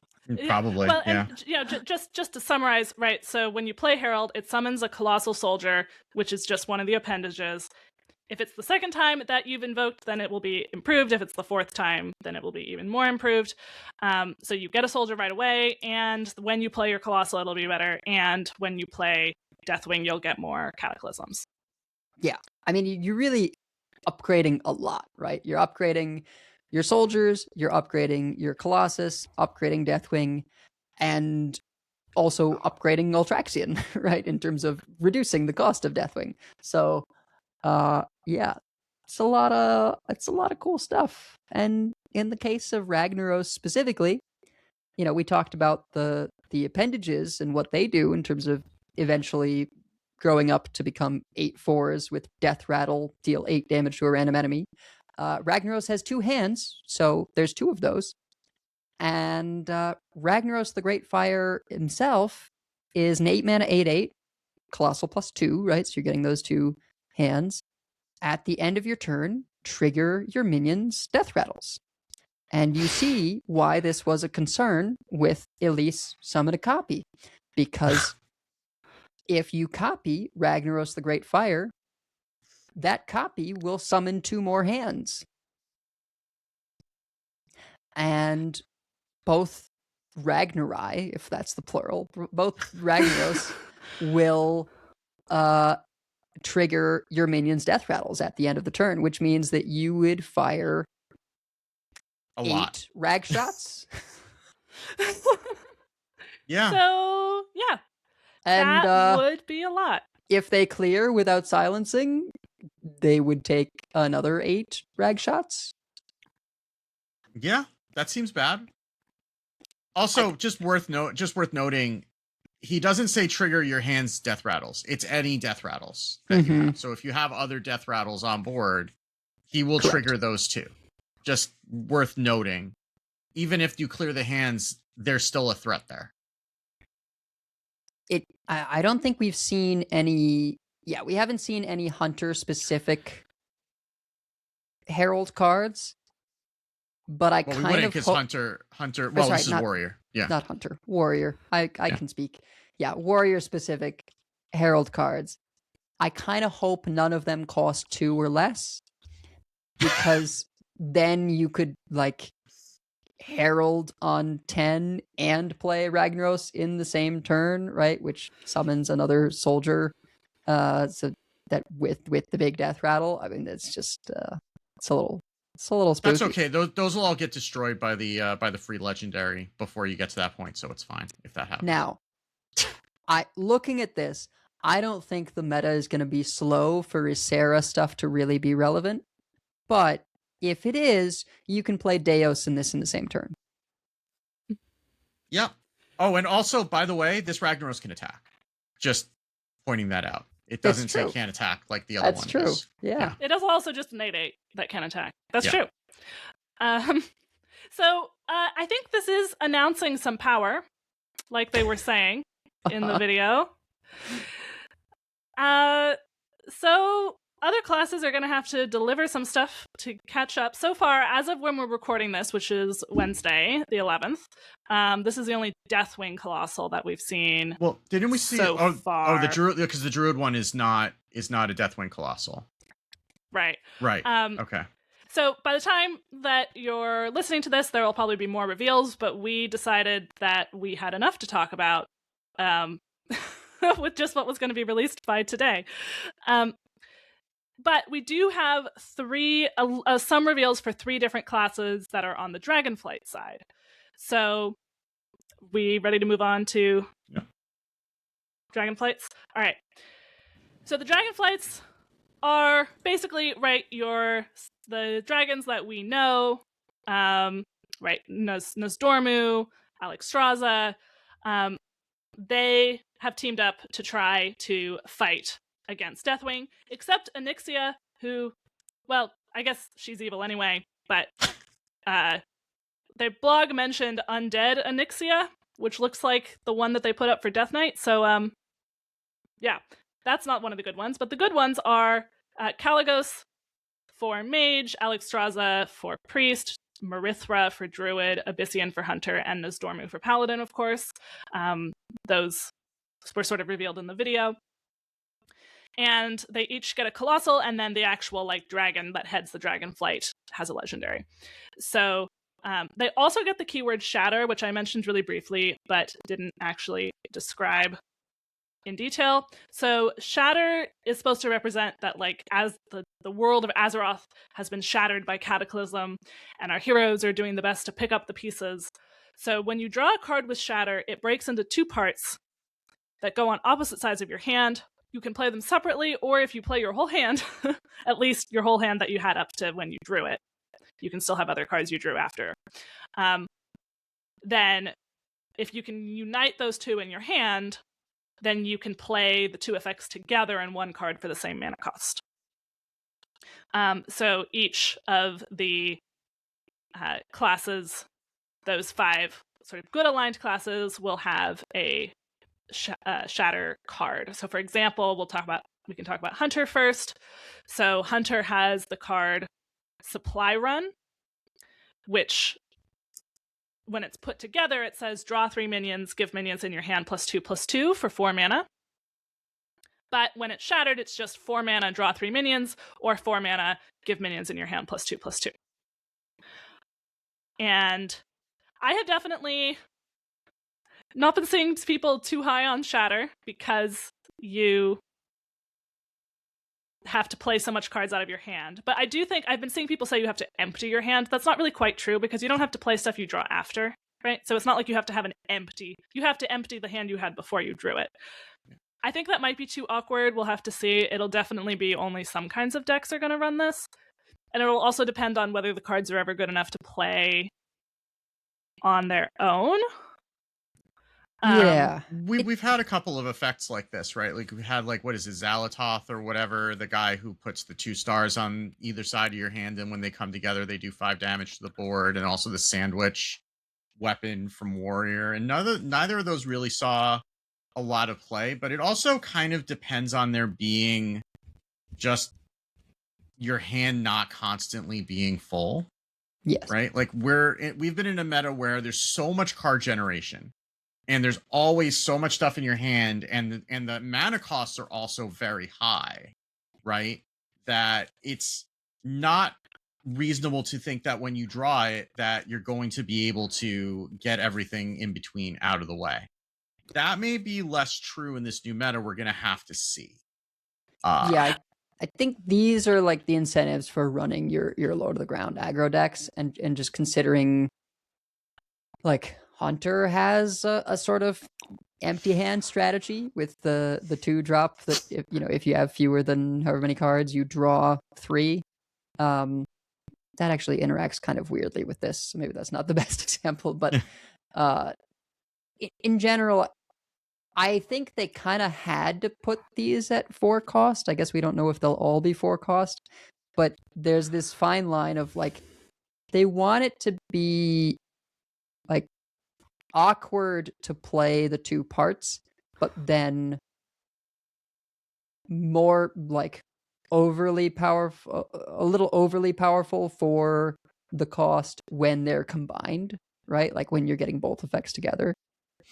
Really to make sure that you don't run them to just, well, who cares about putting them together? I'm just going to, play this 1/2 and not worry about it. Yeah. And I will say, draw 3 minions, give minions in your hand +2/+2 for an aggro deck. That is an insanely good top deck. Oh my god. Yeah. Right. So, and it is helping. You've played a bunch of cards to get to it, so now you're drawing 3 more things back in your hand. So that particular card is helping a little bit with the awkwardness of I'm trying to play things out and then I'm buffing my hand. Well, it's drawing 3 more minions. Right. And you might still have stuff that you drew on the right side of your hand. I've been playing the crew DH. The way that World 8 built it was quite low to the ground, and so it's not that hard to get all the crew next to each other. Mm-hmm. But it definitely depends on the type of deck that you're running. So I don't think that the keyword is bad, but I think it is very dependent on the deck and on the specific card. The other stuff that Hunter has here, so their Dragonflight Legendary is Abyssian. Abyssian starts out as he's a 7 mana 6/6 to start with, legendary. With Battlecry, your dragons have rushed this game. But while he's in hand, if you play a dragon, he will become a 12/12 dragon, who's still 7 mana, who still says Battlecry, your dragons have rushed this game, including, by the way, the transformed Abyssian. So if you play a different dragon while you have Abyssian in hand, then suddenly you have a 7 mana 12/12 rush that gives any other dragons, even if they've already been played on the board, rush.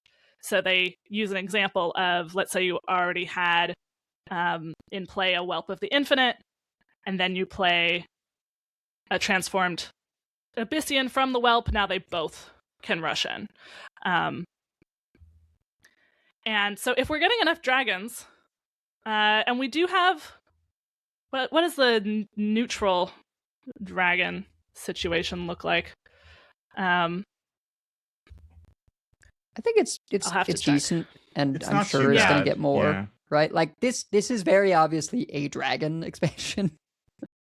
Yes. And we got a few in time ways as well, because all the characters are right. Like Chromie is a dragon, Murazan's a dragon, Sarah's a dragon. Yeah, it's lots of dragon stuff going on. So we're gonna get more. So that seems like it could be pretty powerful. That really then affects the board, right? Like you don't really want to play the 7-mana 6/6 when he's not a dragon. It doesn't affect the board most likely, but just playing a dragon to turn something on in a dragon deck is not hard to activate. And also, you're not playing him in not a dragon deck because he gives you Dragon's Rush, so you're going to have a critical mass of dragons anyway if he's worth playing. This also might be the reason that they decided to add Brightwing back to core, right? Because that's a cheap dragon that you can play. And they made it 2 mana. Yeah, I doubt that's like our best option, but it is like another option that we'll have. Gift Wrap Whelp sadly is leaving. Fairy Dragon I think is staying. Petal Peddler is still there. Petal Peddler was into the Emerald Dream. Petal Peddler is still there. I bet we'll be seeing that. Portal Vanguard, the Whelp of the Bronze and Whelp of the Infinite. Yep. Time Lord Nosdormu, Illusory Greenwing. There's a good one. Yeah, there's quite a few dragons that are staying. So yeah, I mean, Into the Emerald Dream was also a dragon expansion because Ysera. So we got a fair number of dragons in that set that are sticking around. And also there were also a fair number of dragons in across the timeways because all the Bronze and the Infinites, not just the Whelps, but also you have Soldier, the Bronze Soldier, the Infinite, and in that set too. So you have a fair number of dragons to choose from. Prescient Slitherdrake is neutral, not actually a warrior card, guys. That's the, in practice, always 4 mana, 6/9 elusive dragon. And Fire Rack is sticking around too. Yeah. So there's I think this Hunter legendary looks great. I think it's going to be real strong. We are losing Varanus, who is a dragon and hunter right now. Okay. That might have been too good. I don't think. So maybe this is why. But we do also have revealed the Colossal for Hunter, which is Magma.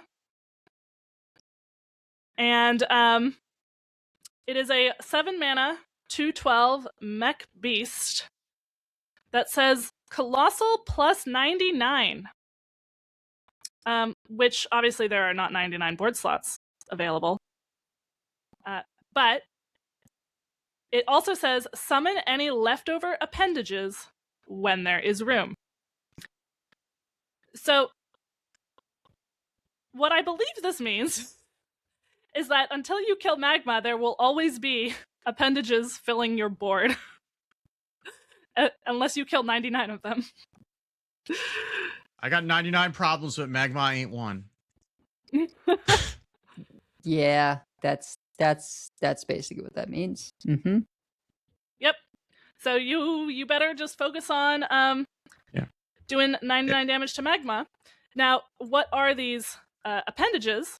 So Dawn in our Discord posted 99 appendages, images. There are 6 artworks for them.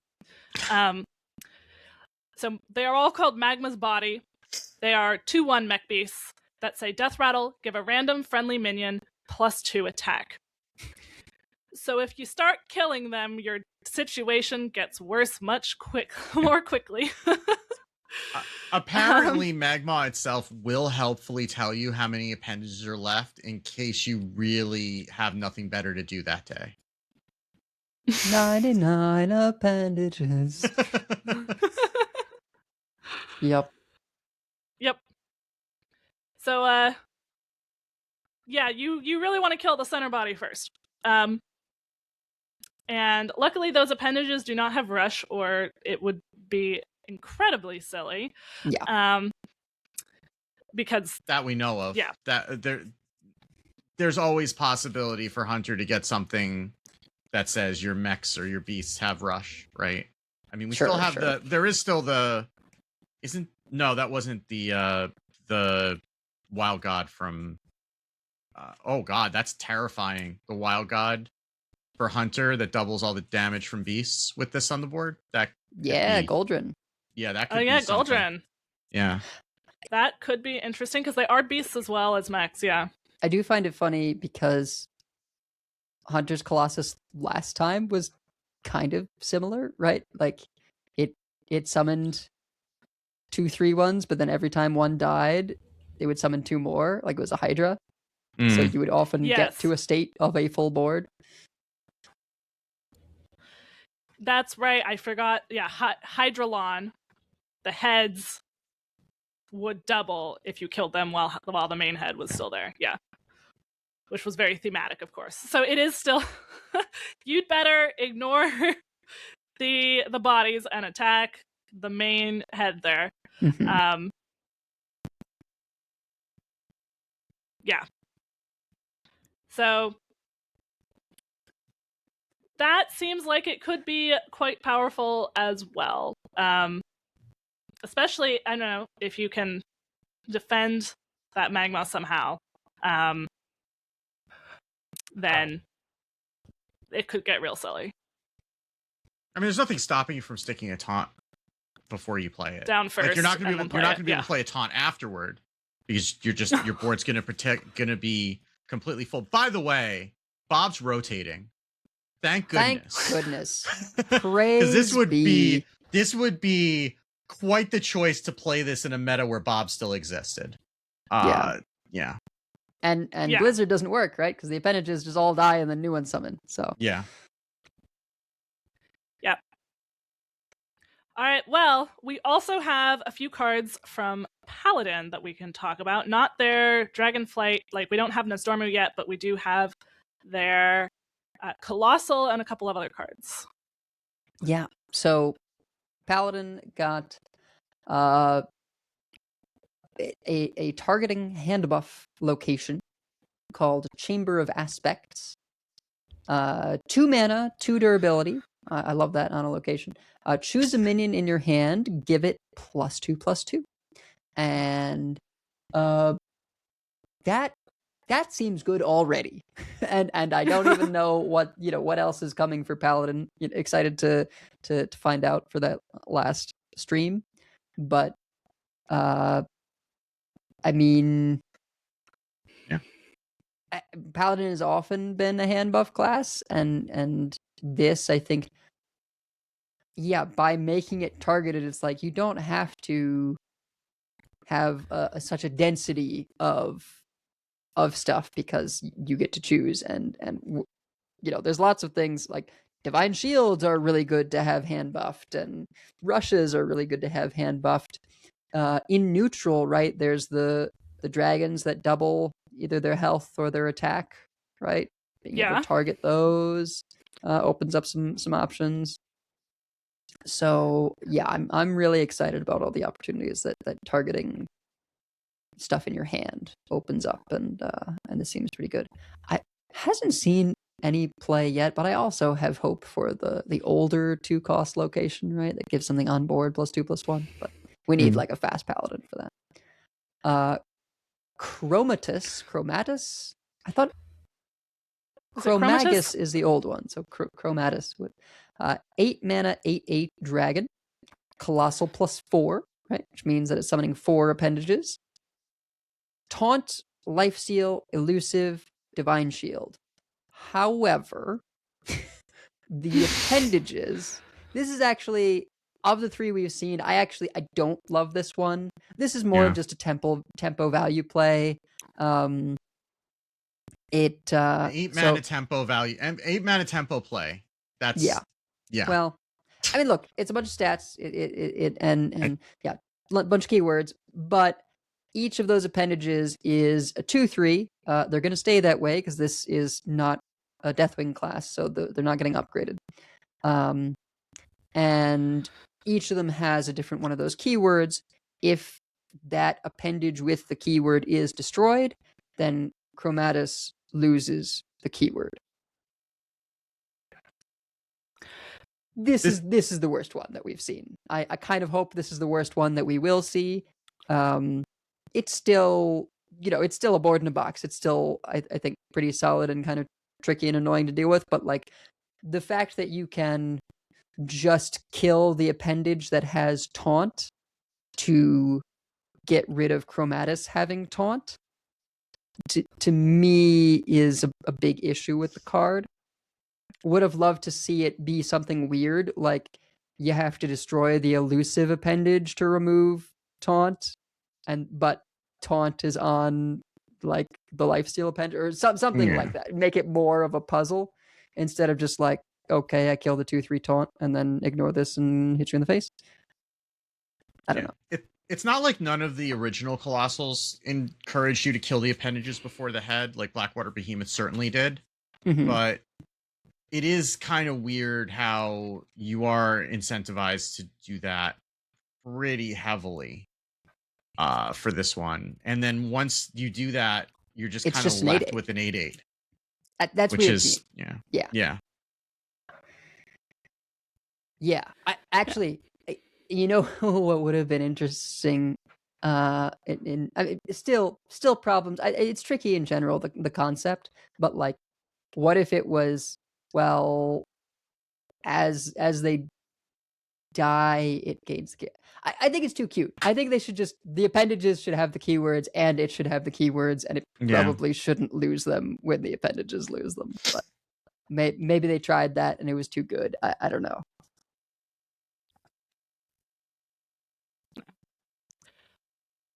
It is, I mean, kind of flavor-wise, so apparently, I don't know what the lore on this is in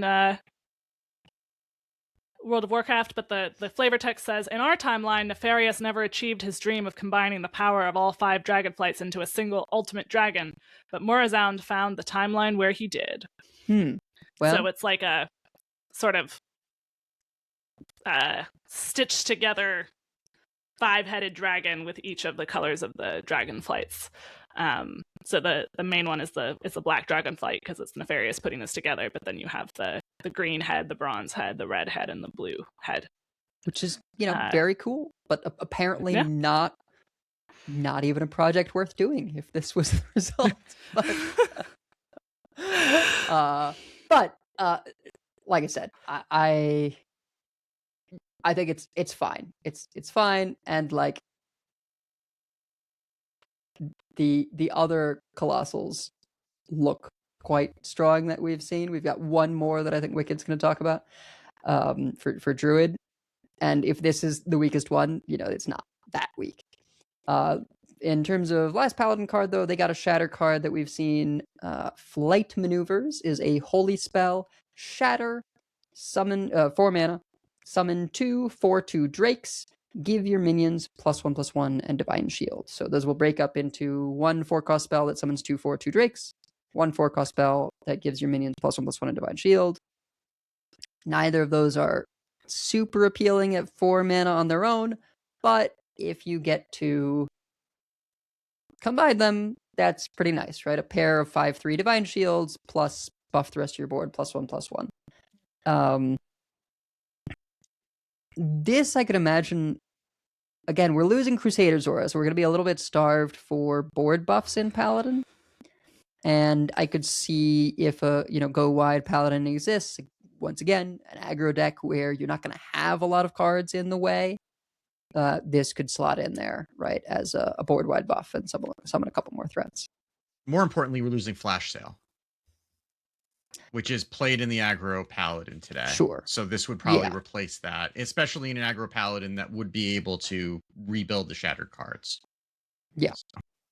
And we do have a Paladin card that hasn't seen any play yet.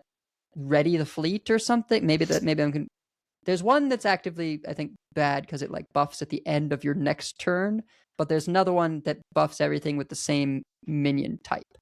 And if there's enough dragons for an aggro dragon paladin, maybe that is like your big finisher, right? That's your, because it gives +2/+2, I think.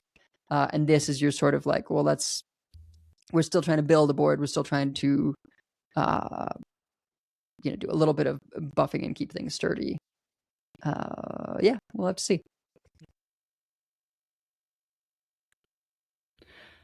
All right. Well, we also had a druid colossal revealed, Wickerfang. Yeah, and Wickerfang is a 6-mana 0/5. That sounds terrible. Colossal +4. After one of Wickerfang's legs gains stats, this gains them too. And Wickerfang's legs are all 1-mana 0/2 that say at the end of your turn gain +1/+1. So this is going to, on the turn you play it, immediately become a 4/9. And all of the legs are going to be 1/3s. And then if you let any of them live, then this gets bigger. So I guess again you are incentivized to kill the appendages on this one, but that seems a little bit, it's not like you're hurting the core by killing the appendages. You're just trying to stem the bleeding, which seems a little bit more fair for a colossal. Yeah. And this comes down much earlier, right? At 6. Yeah. So it could be a bit trickier to do, or at least to get all of them. This can be tutored with the thing that tutors eggs right now in Warlock, the 1/2 that draws a 0-mana minion. Amazing. Yeah, Egg Bear. Yeah. And it does work nicely with we've never seen the Druid quest actually take off, but we have seen a few cards right now that are sort of hinting at maybe more of an aggro Druid direction, and this does help fill your board up. Yeah, it's 5. That's pretty big. That's pretty big. It's pretty wide. And then if you play this after you've completed the quest and have the weapon up, and then you swing with the weapon, yeah, it gives everything +2/+2. Yeah. And then Wickerfang gets like a bazillion. It would get +10/+10. Yeah. Well, from just the weapon. Oh, no, actually +14/+14 at the end of your turn. Yeah. Yeah. Or even just like a Power of the Wild or something that's going to buff the whole board, right? That could be, or I mean, again, Elise, right? If does that everything, count? Yeah, they're giving all your creatures get +2 attack, sure. Right? So you have that Elise location on. Again, we are assuming Elise is going to get nerfed, but if it doesn't, you have that 5-cost location on turn 5 that gives +2 attack. You play this, and then everything. I mean, I guess it's only fun to turn, so you have to wait the turn for it to be able to attack, unless you're giving it rush. But it's still there. I do think though that would be a case of, I might be a little surprised, at least in the aggro direction, if Elise and this would be in the same deck there, based on stuff that we saw a little bit coming out of last year. It seems like they might be making a push towards like more treant and go wide strategies for Druid this year. So yeah, if there's any other like buff your whole board things, I mean, those just pair very nicely with Wickerfang. So yeah. There is Overheat, which we've never played, but it's just the thing that discards your Shaladrisil when Fyrakk plays it. Yep. It's 3-mana fire spell, give your minions +1/+1, discard a random nature spell to give them +1/+1 more. Could be good. Yeah. Could be good, and you could just not run nature spells you care about. So Cosmic Phenomenon. Is that one rotating? No, that one is rotating. Never mind. That's Great Dark Beyond. Anything space is... Yeah, that sounds like a Great Dark Beyond card. And we don't know what the rest of the Druid set's going to be, of course. Right. There might be something that fits well with it there as well. But yeah, could be nuts with... especially if you do manage to complete the quest first. There's one more card that was at the end of the blog Oh yeah. Dave's blog. Let me switch back to the blog. Yeah, we did talk about Battlefield Blaster, which is a 3-mana, 3/4 battle cry. Choose a spell in your hand to get spell damage +1. It's at like the very bottom. Yeah, I'm still go. Okay, there it is. So this is yeah. So you're gonna get this if you pre-purchase the sequence bundle, which you get after you purchase the regular and the mega. 4-mana, 4/4 undead. This is Death Knight because it's got a rune on it. Battle cry, craft a custom undead dragon, and if you're holding a dragon, reduce the creation's cost by 3. We don't have any information, I don't think, on what the options are. I'm excited though. Yeah. Yep. I think that art, I don't know which art is correct. I see art in our Discord from Dawn that does not have any runes. It's still Death Knight. And then this art on the blog does have an undead, unholy rune. So I'm not sure which is correct, but it is a Death Knight card. Yes. I'm sure we'll get more clarity on that. And it seems like there's maybe a dragon Death Knight deck to be had. Undead. I mean, it does look like their Colossal is undead Onyxia. So that would make sense. it sure does. Yeah. I guess I just mentioned like which classes were in it, not like what might be going with, but the character wise, I mean that looks like an undead Onyxia. For Death Knight, it looks like a Jara for Demon Hunter. Looks like Alakir for Shaman. Cho'Gall for Warlock, and of course, Ragnaros we know for Warrior.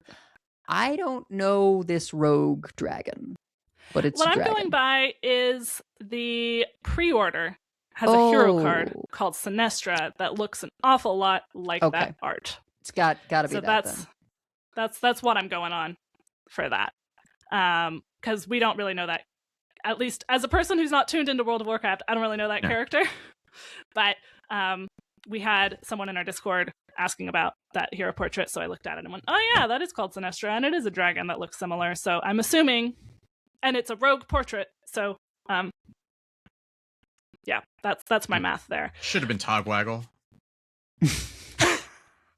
Togwaggle is a lieutenant of evil. I do. Yeah. I do think that that'd be appropriate. These characters do kind of explain some of the pulls from core, right? Like I think it's an intentional choice to decrease confusion on talking about cards. To like, okay, well, we're gonna have a Ragnaros in Cataclysm, so we're removing the neutral Ragnaros from core. We're gonna have I guess an Alakir is going to be the Colossus for Shaman, so we're removing Alakir from Shaman's core. Similarly, Mage, that looks like Kalagos for Mage.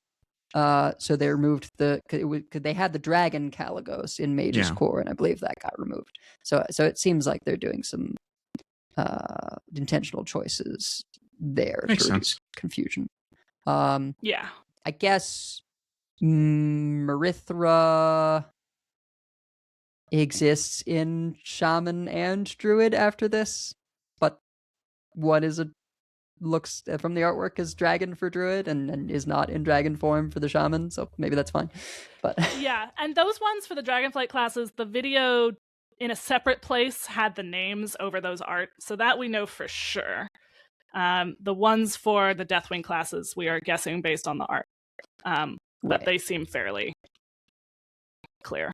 But it is weird that Marithra appears to be for Druid here, whereas she's also a Shaman card. But whatever. But not a super heavily played Shaman card, and like I said, art distinction. And I forgot entirely, so it's probably fine. Yeah, it's probably fine. I mean, we do have 2 Avianas in Standard right now as well. Yeah. That's true. Yeah. But anyway. Those are at least in different classes. Right. Same. This will be in 2 different classes as well. Druid and Shaman. Yeah. You excited for Alexstrasza for Priest, Wicked? We'll see, but I mean, at least it's a dragon I recognize, unlike some of these other ones. So, I'll take that. I feel like, so we haven't seen any priest cards yet. I feel like, depending on what we get, control priest stocks might be a little up, because I think between them, Shadow Word Ruin and For All Time, which is the new mini set card, 4 mana, destroy all minions with 4 or less attack, Overload 2, could be a real good way to deal with pretty much all the Colossals we've seen so far. Yeah. There's also the Rewind, Silence, and Destroy a Minion, which seems like it might be good for some, if you can hit some of these Colossi, or even the appendages, it might be fine. Not the Paladin one. You don't want to silence the Paladin appendages, but the rest of them you might want to. Yeah, I mean, I would have concerns still about destroying all the Ragnaros stuff and then immediately dying. I mean, but that one's just going to be a tough nut to crack for control decks. Is what do you do about Ragnaros? But yeah, well, unfortunately, we did not get Shard of the Naru back to core. Yeah, which is how you know that Wicked does not actually work for Blizzard. Yeah, and repackage is going, so And repackage. Oh, repackage would have been so good. Oh my god. Yeah, you could not print this into repackage. No. Oh my goodness. Yeah. I mean, they get to play them again. Yeah, they do get to play them again, but they also have a bunch of random appendages cluttering up their that's true. hand when they play it. Alexstrasza strikes me as probably a control card, but we don't know. We'll find out. Yeah.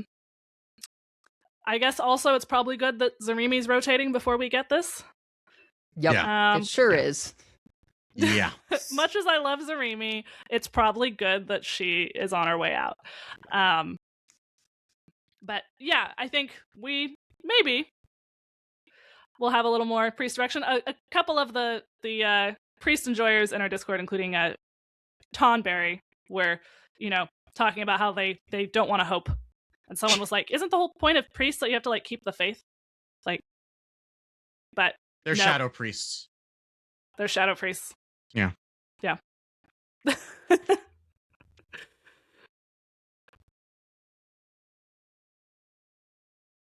right. Well, yeah, I guess that's gonna do it for today. Yeah, good thing we didn't try and cover more cards by recording off stream. Yeah. So we have many folks we'd like to thank. Check out our thanks section on the website at CoinConcede.com. You can also find our contact info, our show notes, and our Patreon information. You can monetarily support our show at patreon.com/CoinConcede. Join us every week live by following us on Twitch at twitch.coinconcede.com. Join our community chats in our Discord at discord.coinconcede.com. Write into our email at coinconcede@gmail.com. Follow us on Blue Sky at CoinConcede. Subscribe to us on YouTube at youtube.com/@CoinConcede. And if you would like some CC swag, head on over to our shop at coin-concede-shop.fourthwall.com. We're just going to go with that. Really, if you want the shop, just click on the link in the show notes. So, Coin Concedes. Anyone want to go first? I will start by coin conceding to my parents, who are celebrating this weekend 55 years of marriage. Wow. And we actually get to celebrate with them because their 50th was in the middle of COVID. And that was not we were not going to be able to take them out to dinner in the middle of the pandemic. So we are going out to a restaurant to celebrate this weekend. What we should have done 5 years ago, but couldn't because of the pandemic. So we're really, but it's, it's a blessing to still have both of them and for them to have been married as long as they have, and, to still have them be young and sprightly and, around to celebrate a milestone like that. So. I guess. Well, mine is not as sweet. I just finished reading Cataclysm by R.F. Kuang, which Schwal told me not to read because she knows I don't like really dark stuff. And it was pretty dark, but for whatever reason, that was fine for this book. I haven't read her book, Babel, and so I don't know how it compares to that in terms of darkness or anything else, really. I think it's less dark. Babel's pretty... Babel, I've heard, is quite heavy. Cataclysm, I did look at the very end of the book to before I started reading, I was like, okay, I just want to, like, even if it's bad, I just want to know. I really liked the magic system where the magic is all based on paradoxes. You like trick the universe. She is so good at making magic systems. Like the magic system in Babel is amazing as well. I think Babel is my favorite like urban fantasy book, if that's what we would call it. I'm not sure if that's the proper term, but where it's like, you know, set in the real world. It's set in it has a lot to say about colonialism. That's what I'll say about Babel. And you know, I was on board for it. But yes, very dark. Catabasis. Still darker themes, but overall ends on a high note, I would say, right? Yes. And I think it felt like it explored it in a way that like literary fiction does, which I find I can have a little bit more remove, while still, you know, there was really sort of interesting psychological exploration of the character, and you can kind of see what she's going to have to overcome, and she's going to have to, you know, confront this person, you know, and have this moment of character growth and all of that. But yeah, the magic system just being based on paradoxes was very cool. And the character development I thought was cool. There's lots of, you know, sort of humor in it as well. So I definitely enjoyed it. Well, I'm going to concede this time to the Diablo team, because making a new class for Diablo 2 Resurrected was just not on my bingo card for 2026. And I think I'm going to immediately play some Diablo 2 Resurrected after we finish recording, because there's a Warlock class now, and Diablo 2 is maybe the best Diablo game. It hits the nostalgia and was a good game. I have to bring my Switch back to life, because that's where I have Diablo 2 Resurrected installed, and I have to figure, every time that I try to play something on my Switch, I have to remember how to boot it up, because if you leave it alone for too long, then it doesn't turn on, and you have to do something to get it to do it. So I may have to figure that out. Yeah. Like, by modern metrics, I'm sure Diablo 4 is considered the better game. I don't know that people would. You don't know? Diablo 4 had a rough go of it, and I don't know that actually. Yeah, like the first couple of seasons were okay, and then after that it had a pretty. They've had to retool it a couple of times. So I've never understood or followed the whole season thing in general, right? Like I made a seasonal character because I guess it's what you do. I couldn't figure out how to make a not seasonal character. But largely my interaction with Diablo games is just like whatever the mainline story is, maybe do some online play to play with friends, collect fun loot. And I think that Diablo 4 has a lot of cool stuff to offer, and the element of like it being MMO adjacent is cool. Yeah, I don't know. Diablo 2 is just something special. The sets, man, the sets in Diablo 2, where it's like you get more, you unlock more abilities out of sets the more pieces you have, and the excitement when you find those, and the fact that you could put these different runes into a socketed item to make a rune word, and like they kind of added that to Diablo 4. It's a little underwhelming. if you remember the Diablo 2 ones, it's like that's like rune words at home. But yeah, I wonder if you took someone who liked Diablo 4 and had only ever played Diablo 4 and you had them play Diablo 2, I wonder how they would feel about it. But certainly if it has the nostalgia for you, my goodness, the Resurrected with the graphical updates is phenomenal. And yeah, would never have guessed that we would get a new class.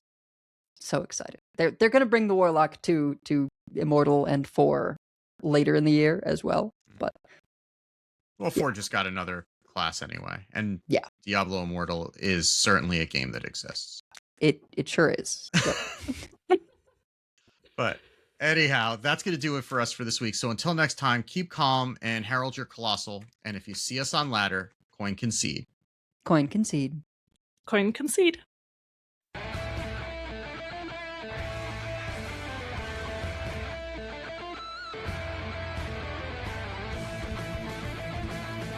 All life must end. I yield for now. I concede. Well fought. I concede. You win this one. The victory is yours. You have bested me. I give up. You win this one, friend. You win this time. I choose death.